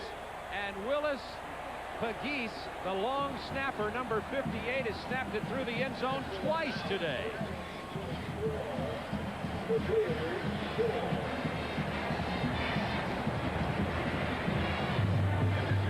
That's further than some quarterbacks can throw it. You got to get your glove up, though, anyway, right? Don't just watch it. Make me look good. Put your hands up. Willis Pegues. He's just pumped up. Willis, you're excited. You got used to this game enthusiasm, game day adrenaline. 2 safeties by Florida, one at the very beginning of the ball game, and now Pegues has snapped it in and out of the end zone again. And I guess the Hurricanes fans can chuckle at it a bit with the 24-4 lead. 2:32 to go in the third quarter.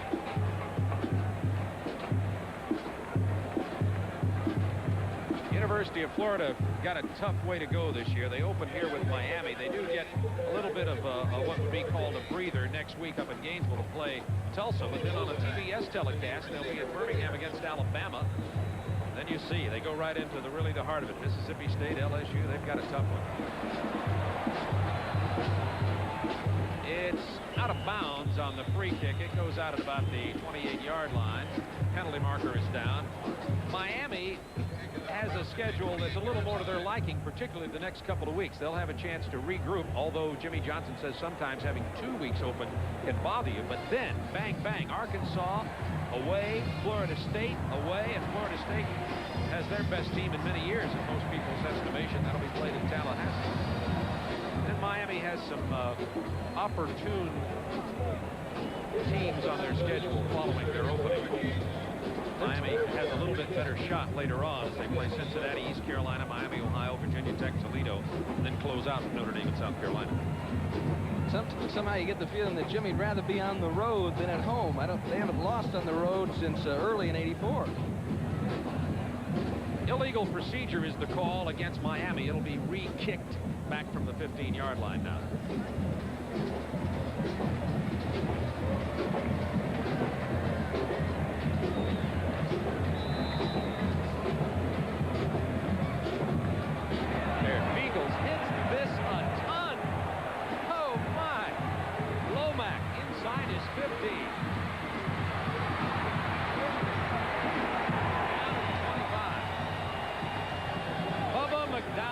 Stop.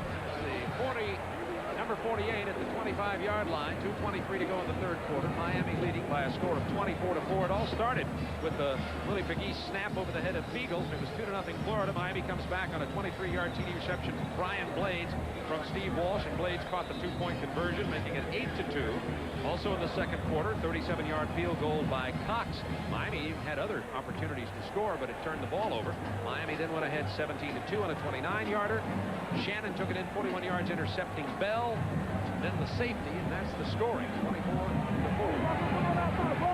Kerwin Bell. It is incomplete. Just as he gets an open receiver, Odom at the 35-yard line, he can't hold on to it. Walter Odom. Well, that's become a familiar sight this afternoon.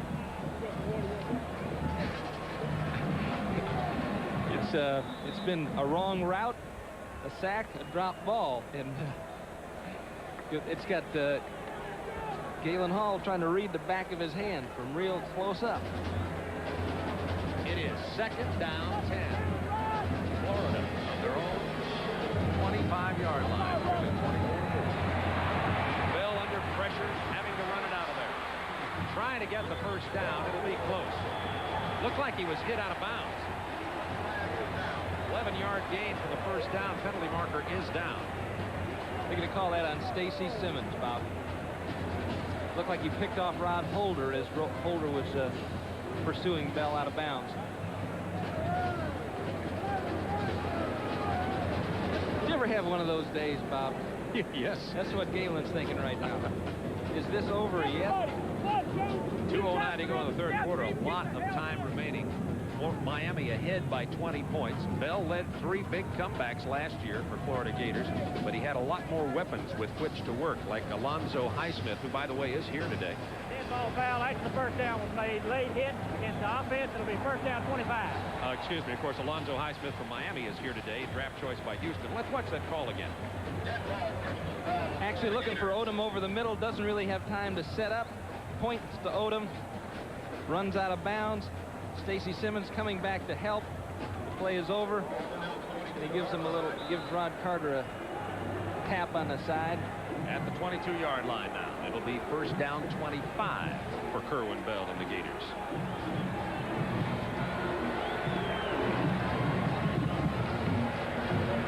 Hold it! Hold it! Down at the 28-yard line goes Emmitt Smith. Far short of the first down. They'll have to get the ball out to the 47 for the first down. I think the officials in this game have the specific intention of not letting this thing get out of hand. They know that there's bad blood between these two schools, and they don't want fist swinging, and anything that's close to being flagrant, they're going to flag. Second down 19. We were talking about Miami's great running back Alonzo Highsmith, third man picked in the NFL draft last year. He's here today, still has not signed with Houston. And on the sideline for the Hurricanes.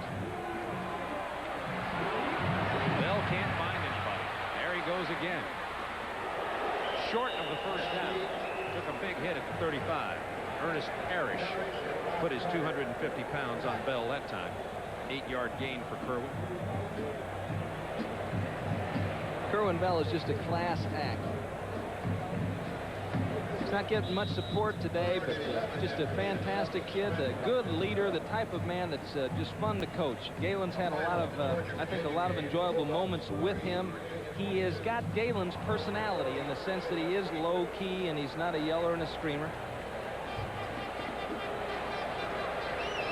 Third down 11.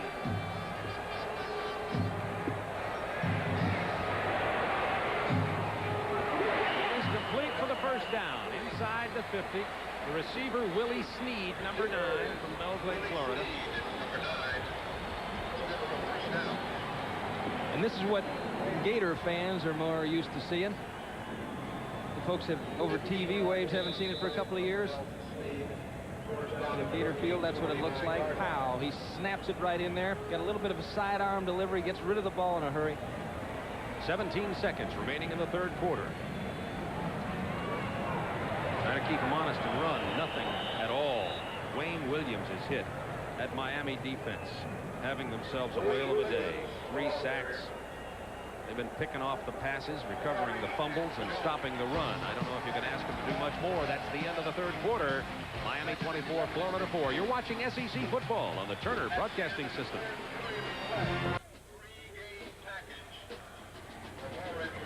It's 90-plus degrees down there on the field. This sunny humid afternoon in South Florida.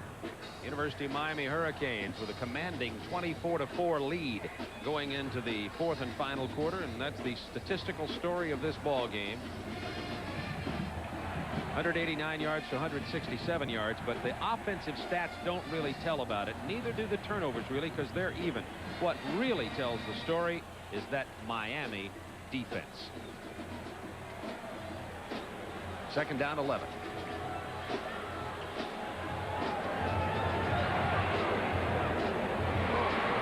Complete out there to the running back.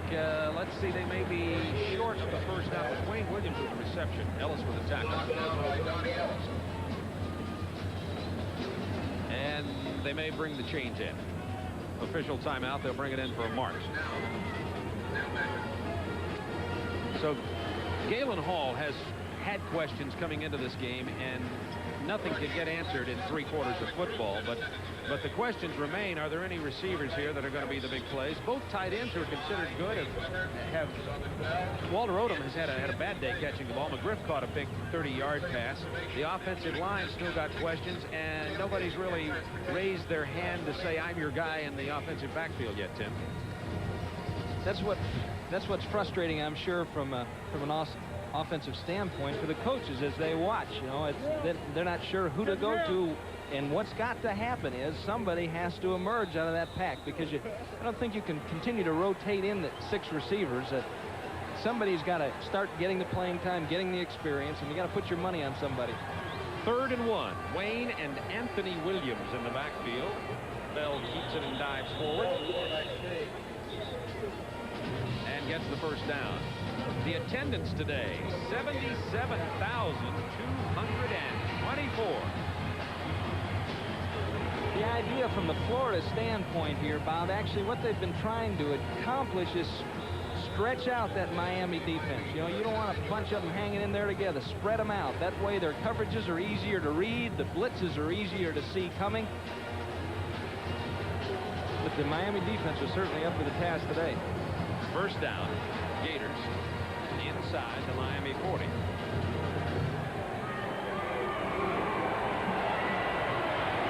Bell can't find anybody.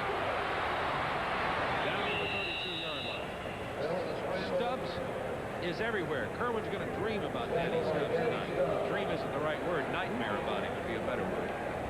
This Danny Stubbs, a senior from Red Bank, New Jersey, in the glamour position. They like to call that rush in for Miami. Yeah, Jimmy Johnson said they moved him from outside linebacker to down linebacker, and he didn't really like that. And it said he resisted for about 1 practice until they lined him up way out there and told him, "We're going to turn you loose." And that's fun. Second down, 3 from the 32, closer to 4 yards. Bell with some time this time, can't find anybody. Now does. It's complete to Stacy Simmons. Oh, what a day. Simmons out of bounds on the near sideline at the 27-yard line. Just barely got the first down.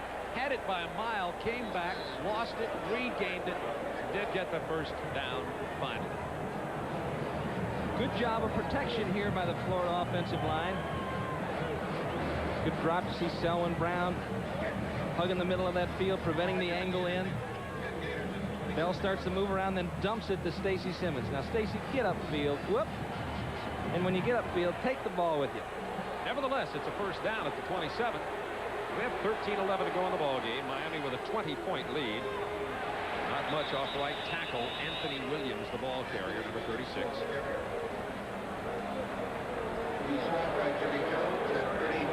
You know, they say, coaches say, Gary Stevens talked about it, Galen Hall talked about it, Heimerdinger talked about it, developing patience in a quarterback. In this situation, a coach has to have patience.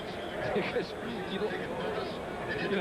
Shula would have made us run to Gainesville, after a game like this, but you just have to realize you've got young, inexperienced people. It's going to take a while for them to develop maturity. Second down, 9.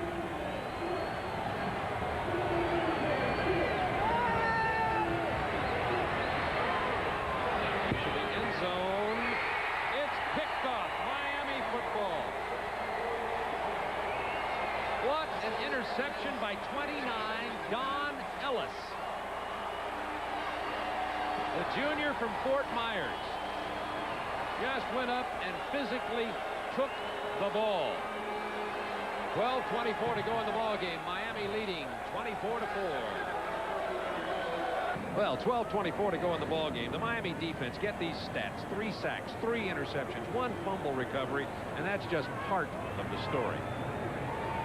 4 Florida turnovers. 3 interceptions have come in the second half.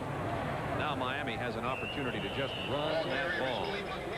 Cleveland Gary carrying it, Rondi Weston on the tackle, and Tim, you got to expect pretty soon here that we might get a chance to see the pure freshman quarterback Craig Erickson come in here. As Jimmy Johnson said, he did want to get him a little experience, but Steve Walsh has been a real story. I tell you what, the spotlight was on him before this started. He certainly responded. 11 of 19, 184 yards. He's thrown a big TD pass, 1 interception. Played with poise today. Looked like he had poise from the opening get-go. 2nd down, 6. Tough pass there, the little turnout. It's complete. Brian Blades for the 1st down. And his teammates have come through for him. It's just like not much difference on the pass that Bell just threw in the corner that Donnie Ellis picked off. Not much difference between that one and the one that Brian Blades caught for a touchdown down in the other corner. So your teammates have to come through for you regardless of what position you play. A quarterback can't do it all. He can get you in a position, hopefully. It's a great contrast. Here's Florida having to ride the quarterback. Miami in a position with some strong players getting a chance to support the quarterback. Handoff Bratton. Well, Melvin Bratton has been bottled up all day long, but Miami really hasn't needed a lot from him today thanks to the exceptional defensive play. There's number 7, Craig Erickson. Jeff George, you know, the highly touted recruit that was recruited at Purdue and then left when Fred Akers went up to Purdue, said he was going to come to Miami, had agreed to come down here, and when he heard about the recruiting of Craig Erickson, I don't know if it's this simple a story, but then decided to go to University of Illinois. I know he wanted to play in the Midwest anyway, but Craig Erickson took the scholarship here knowing that the very excellent Jeff George was here. So Erickson's a competitor. Complete. For the 1st down to Charles Henry, the tight end. Excuse me, short of the 1st down.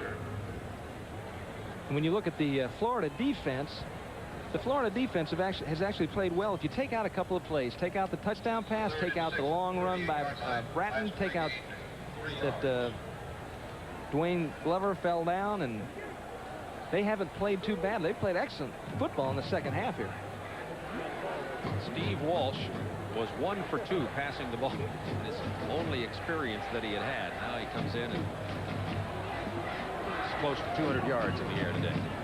10:22 to go in the game. It is complete at the 44. Nice diving grab by Brian Blades. That will be close to the 1st down. Good catch by Blades. We're going to see this again, and this is what Gary Stevens is talking about. There are times when a quarterback has to throw the ball, give the receiver a chance to make a great catch. If he'd have put that ball in Blades' chest, the Florida defender would have had it going the other way. So he gives him a chance to make the great catch, and Blades makes it. Let's talk a little bit as we watch Steve Walsh work here. You know, the rap is that he doesn't have the cannon arm, although these out patterns he's throwing do have some good velocity and snap on them, in my opinion, Tim. Pops it over the middle to Bratton. Bratton, 1st down. Bratton out of bounds at the 32-yard line. Lewis Oliver making the stop, and Bratton hasn't gained much rushing the ball, but gets 23 there, and now has 78 yards receiving on the day. Now, if you're a Florida fan, you're thinking, now, why don't they clamp these backs? Why don't they get better pressure? Why do they let them throw that? It's because you got Michael Irvin on one side and Brian Blades on the other side, and you're more concerned about a 50-yard gain than you are about a 3-yard catch. The idea is they threw it in the right place, get up there and make the tackle. Walsh up to 227 yards in the air today. What an opening game he's having.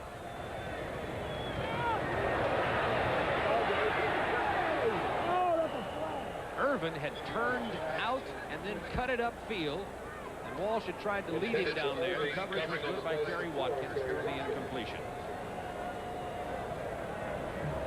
9:51 to go in this ball game. Miami 24, Florida 4. Only 2 safeties. The entire scoring for Florida. They just can't get it going today. Bell has thrown for 149 yards. Florida has rushed for only 43 total all day.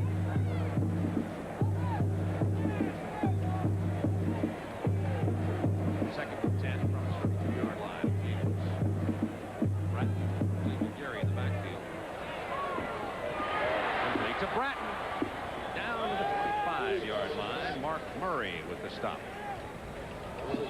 Let's have a look now at our Budweiser scoreboard. Action around the college scene today. In the second quarter, Oklahoma laying it on 1AA North Texas State. Nebraska leading Utah State 14-3. Clemson with no problem over Western Carolina late in that ball game. West Virginia over Ohio University in the fourth. Boston College leading TCU in the third. Alabama no problem with Southern Mississippi. In a couple of weeks we'll see Alabama play these Florida Gators at Birmingham. Next week, Tennessee and Mississippi State. Intended for Irvin. Penalty markers are down. Incomplete. Intended for Irving. The flag is down.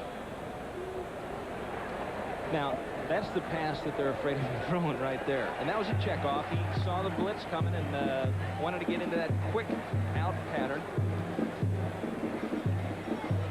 And he's got a good arm. They're not saying he doesn't have a good arm, but these guys here in Miami, they're spoiled. They're talking about, hey, does he have a good arm or does he have a Kelly Kosar Testaverde arm? Your hold is penalty against the defense. Be first down.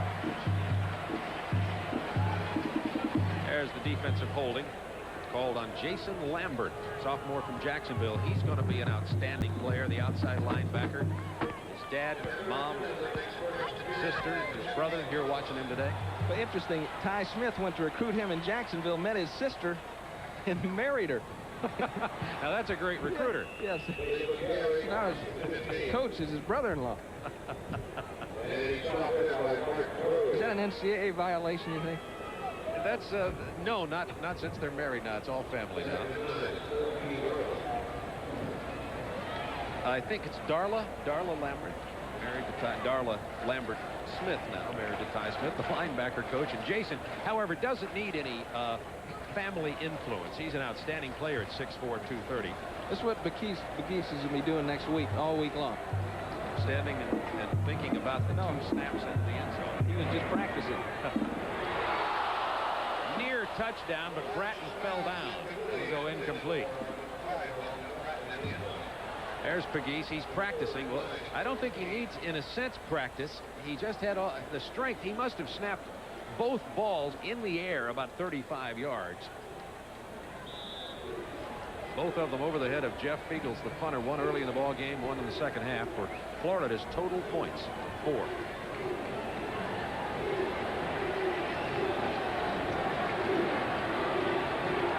Third down 9 from the 14-yard line. Miami leading 24-4, 8:16 to go in the ball game.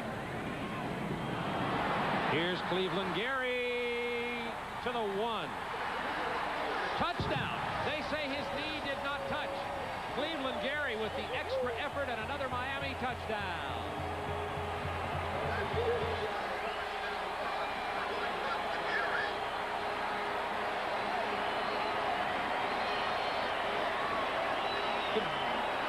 Beautiful block by Provin there, and now it's Cleveland Gary. Lewis Oliver can't hang on. He looked down to me, but maybe not. His leg may not have touched the turf. Could be a good call by the official.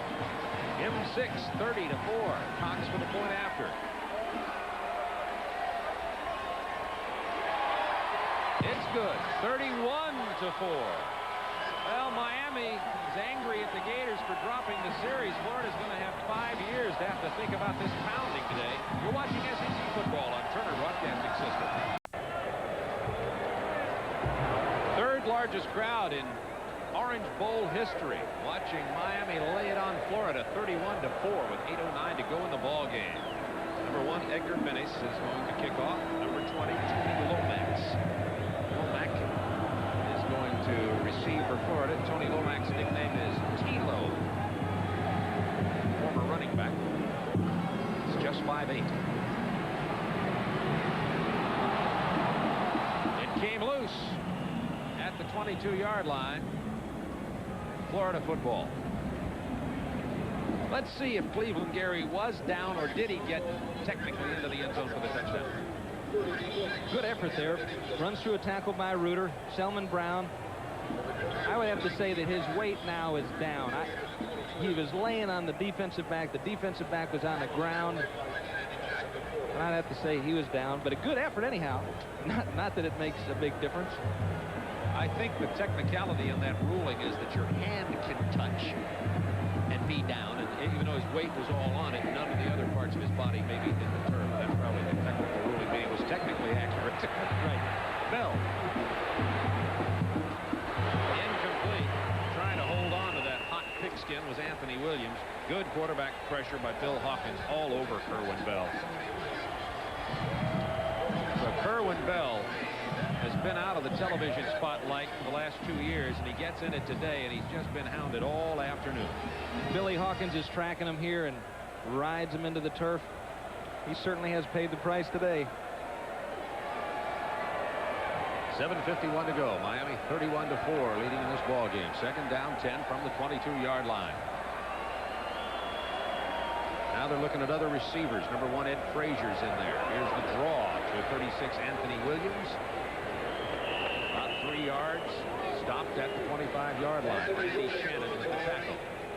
We've seen a little bit of the freshman, highly touted Emmitt Smith at running back for Florida, but so far today I would agree, Tim, with the assessment of the Florida coaches, is that none of their running backs, Wayne Williams, Anthony Williams, Octavius Gould, Cedric Smith, etc., have stepped forward and really shown anything. Now, they do have a junior college transfer who hasn't played today. They expect some potentially good things from Lloyd Hopkins from Youngstown, Ohio. Might see him a little later in the year for Florida.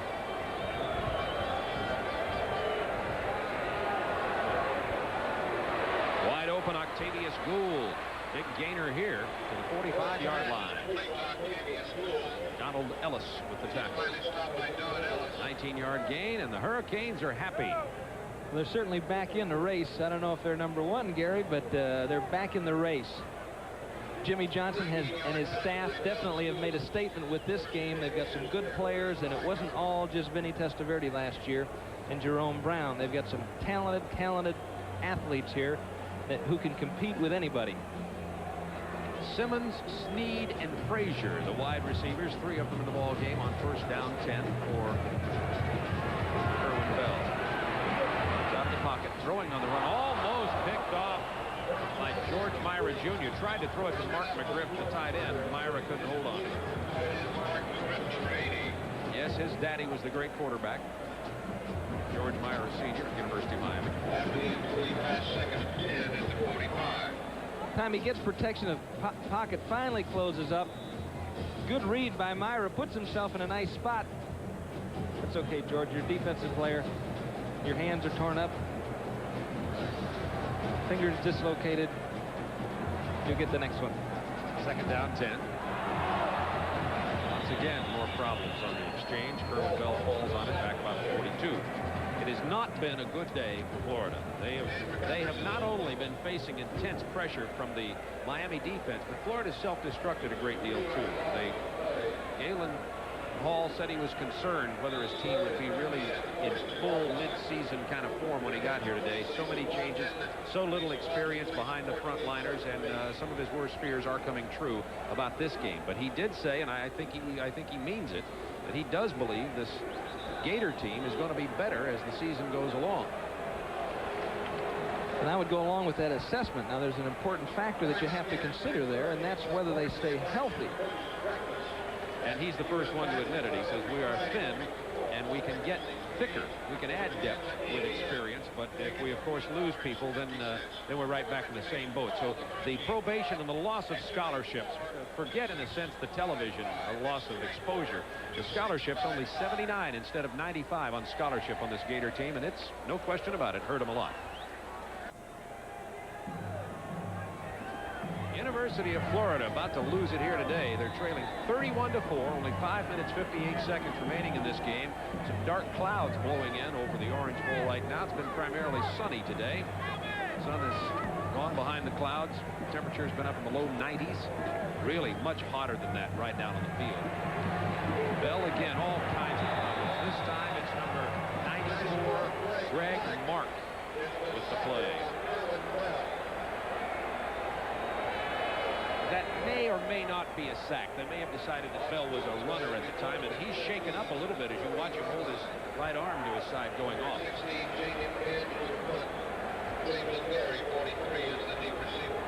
You see Greg Mark coming off the block, puts the hit on him and drives him into the ground. That's a painful blow to your shoulder on both ends of it. Mel Bratton, Brian Blades, happy Hurricanes. Now, Butch Davis, the defensive line coach, has played Mark in Maryland and Jimmy Jones.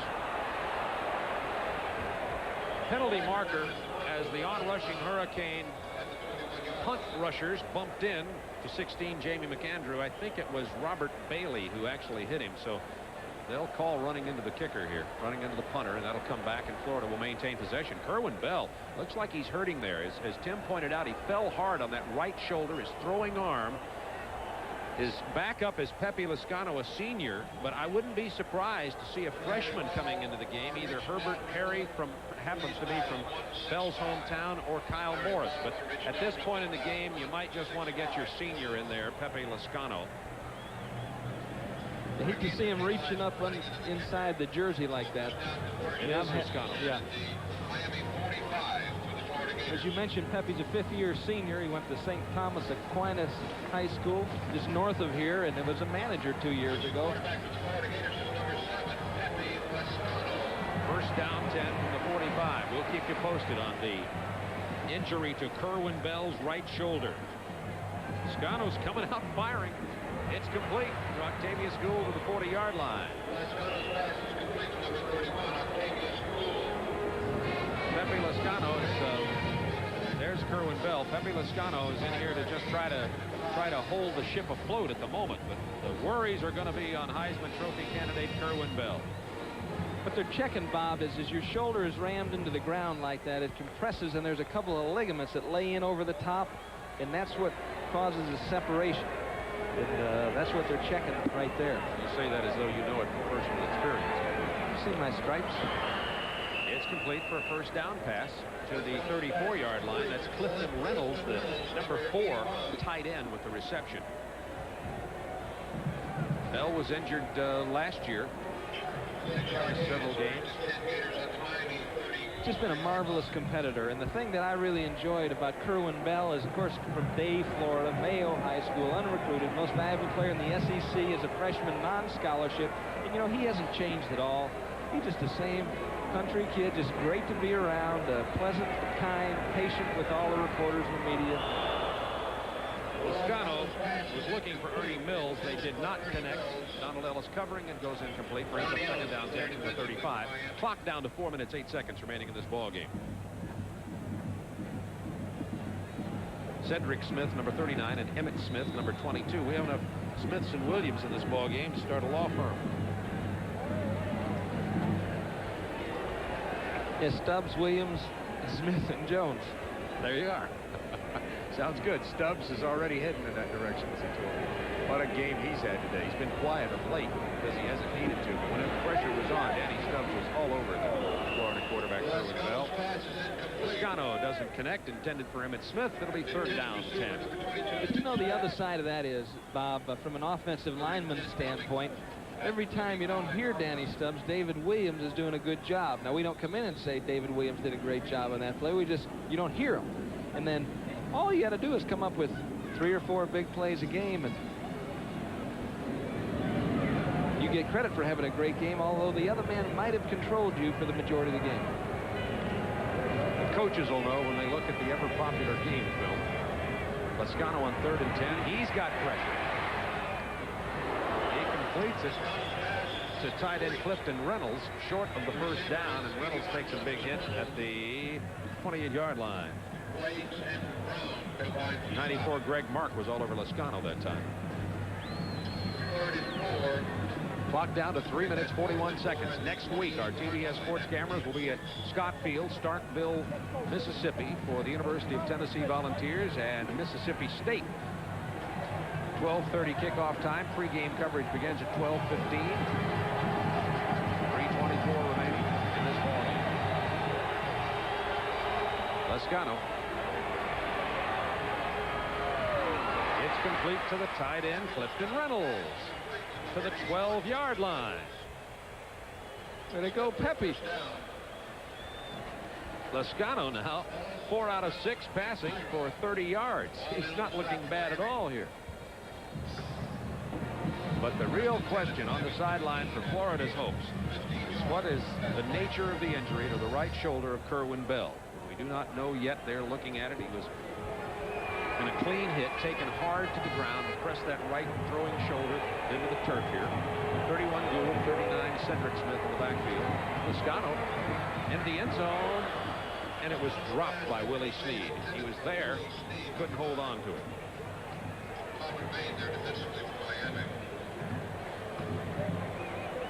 2:51 to go in this ball game.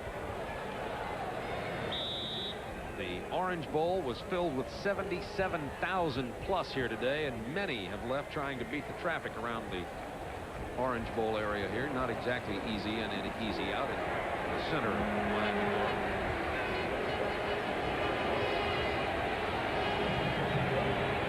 Lascano averts the rush. It's picked off. Another interception. Donald Ellis with his second interception of the day. It'll be a touchback and come out to the 20-yard line with 2:44 to go in the game. You're watching SEC football on the Turner Broadcasting System. The story of this game for Florida. Not only are they getting pounded 31-4, but their quarterback, Heisman candidate Kerwin Bell, leaving the field with an injured right shoulder. And now into the ball game is Craig Erickson. He's a true freshman. His first play as a college athlete from Atlantis Cardinal Newman High School, Atlantis, Florida. Erickson handing off to Cleveland Gary. Bounces it outside, gets no yardage. In the wings, Kelly, then Kosar, then Testaverde. Steve Walsh had himself a fine game today. We're not discounting him, but the young, upcoming guy is probably Craig Erickson. Craig Erickson, obviously, from watching, from listening, from living down here, he's got the skills of those 3 prior superstars. Again, and again, as you said, not discounting what Steve Walsh has done today. Brett Highsmith carrying the ball. Popped loose over there, but I believe it remained in the possession of Miami. Erickson's dad was a backup quarterback at Northwestern University under Ara Parsegian many years ago. Craig was a member of the National Honor Society. 55th, he graduated in his high school class at 290 with a 3.2 grade average. He's very smart. He came here even though the heralded Jeff George was and announced his intentions to come to Miami. Erickson said, I'm a competitor. I'm coming anyway, coach. I want to go to Miami. I take the scholarship. He's here. Jeff George transferred to Illinois. Completes his first pass. Out to the 33-yard line to Andre Brown. Number 83, Andre Brown, for a Hurricane first down. 1:23 to go in the game, and Craig Erickson has now had his first game experience. But if you want to talk stats, how about 3 sacks, 4 interceptions, 1 fumble recovery by this Miami defensive unit? What a job they did today.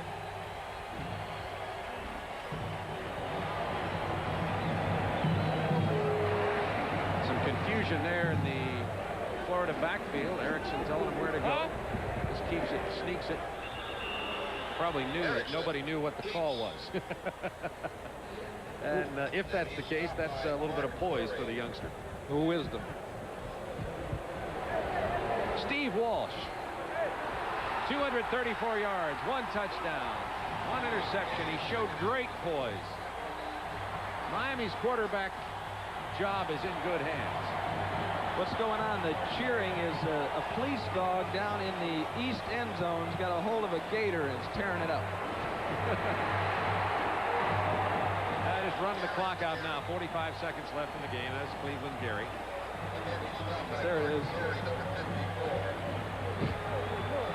The Gators, it was an inflatable gator. Ooh, my. Gone to the dogs. Oh, it's been one of those afternoons for Galen Hall and his staff. Anybody that's been associated with sports has had them. You just try to get them behind you as fast as you can, learn from the lessons, and go on. Erickson Erickson. Gee, look at that arm. Oh, incomplete, but you can see the power of the arm. He was looking for Andre Brown. Clock down to 9 seconds. Cilio even liked that throw. Yeah, we were talking about Steve Walsh having the good arm. Well, there's a possible difference, would you say, Tim? Yeah, there's no question about it, Bob. He's got the power. But he also has a year to learn, which is nice. You mentioned Jeff George. He was thrown into the fire at Purdue. Imagine if Kerwin Bell had been a freshman here. I mean, he might never recover from that psychologically, never regain his confidence. But Erickson's going to be a spot player, and when they need him, they'll play him, and he'll be learning the system. It's a difficult system to pick up here. That'll be a penalty against Miami with 9 seconds to go. Louis Cristobal, freshman from Miami, jumped off on the right side, a redshirt freshman. So the Miami Hurricanes have given notice that even though they finished number 2 last year in the nation after losing to Penn State, they've given notice that they are back and contenders again this year. Now, they have 2 weeks off, these Hurricanes do, before they get back into 2 very difficult away games at Arkansas and at Florida State. So you can't be talking about how great they are, and they're the first ones to tell you that until they finish their first 3 games. That's Bill Lang, number 24, is going to take the punt. Florida. Beauty here, Jeff Beagle. Lang is down. This game is over. Miami 31, Florida 4.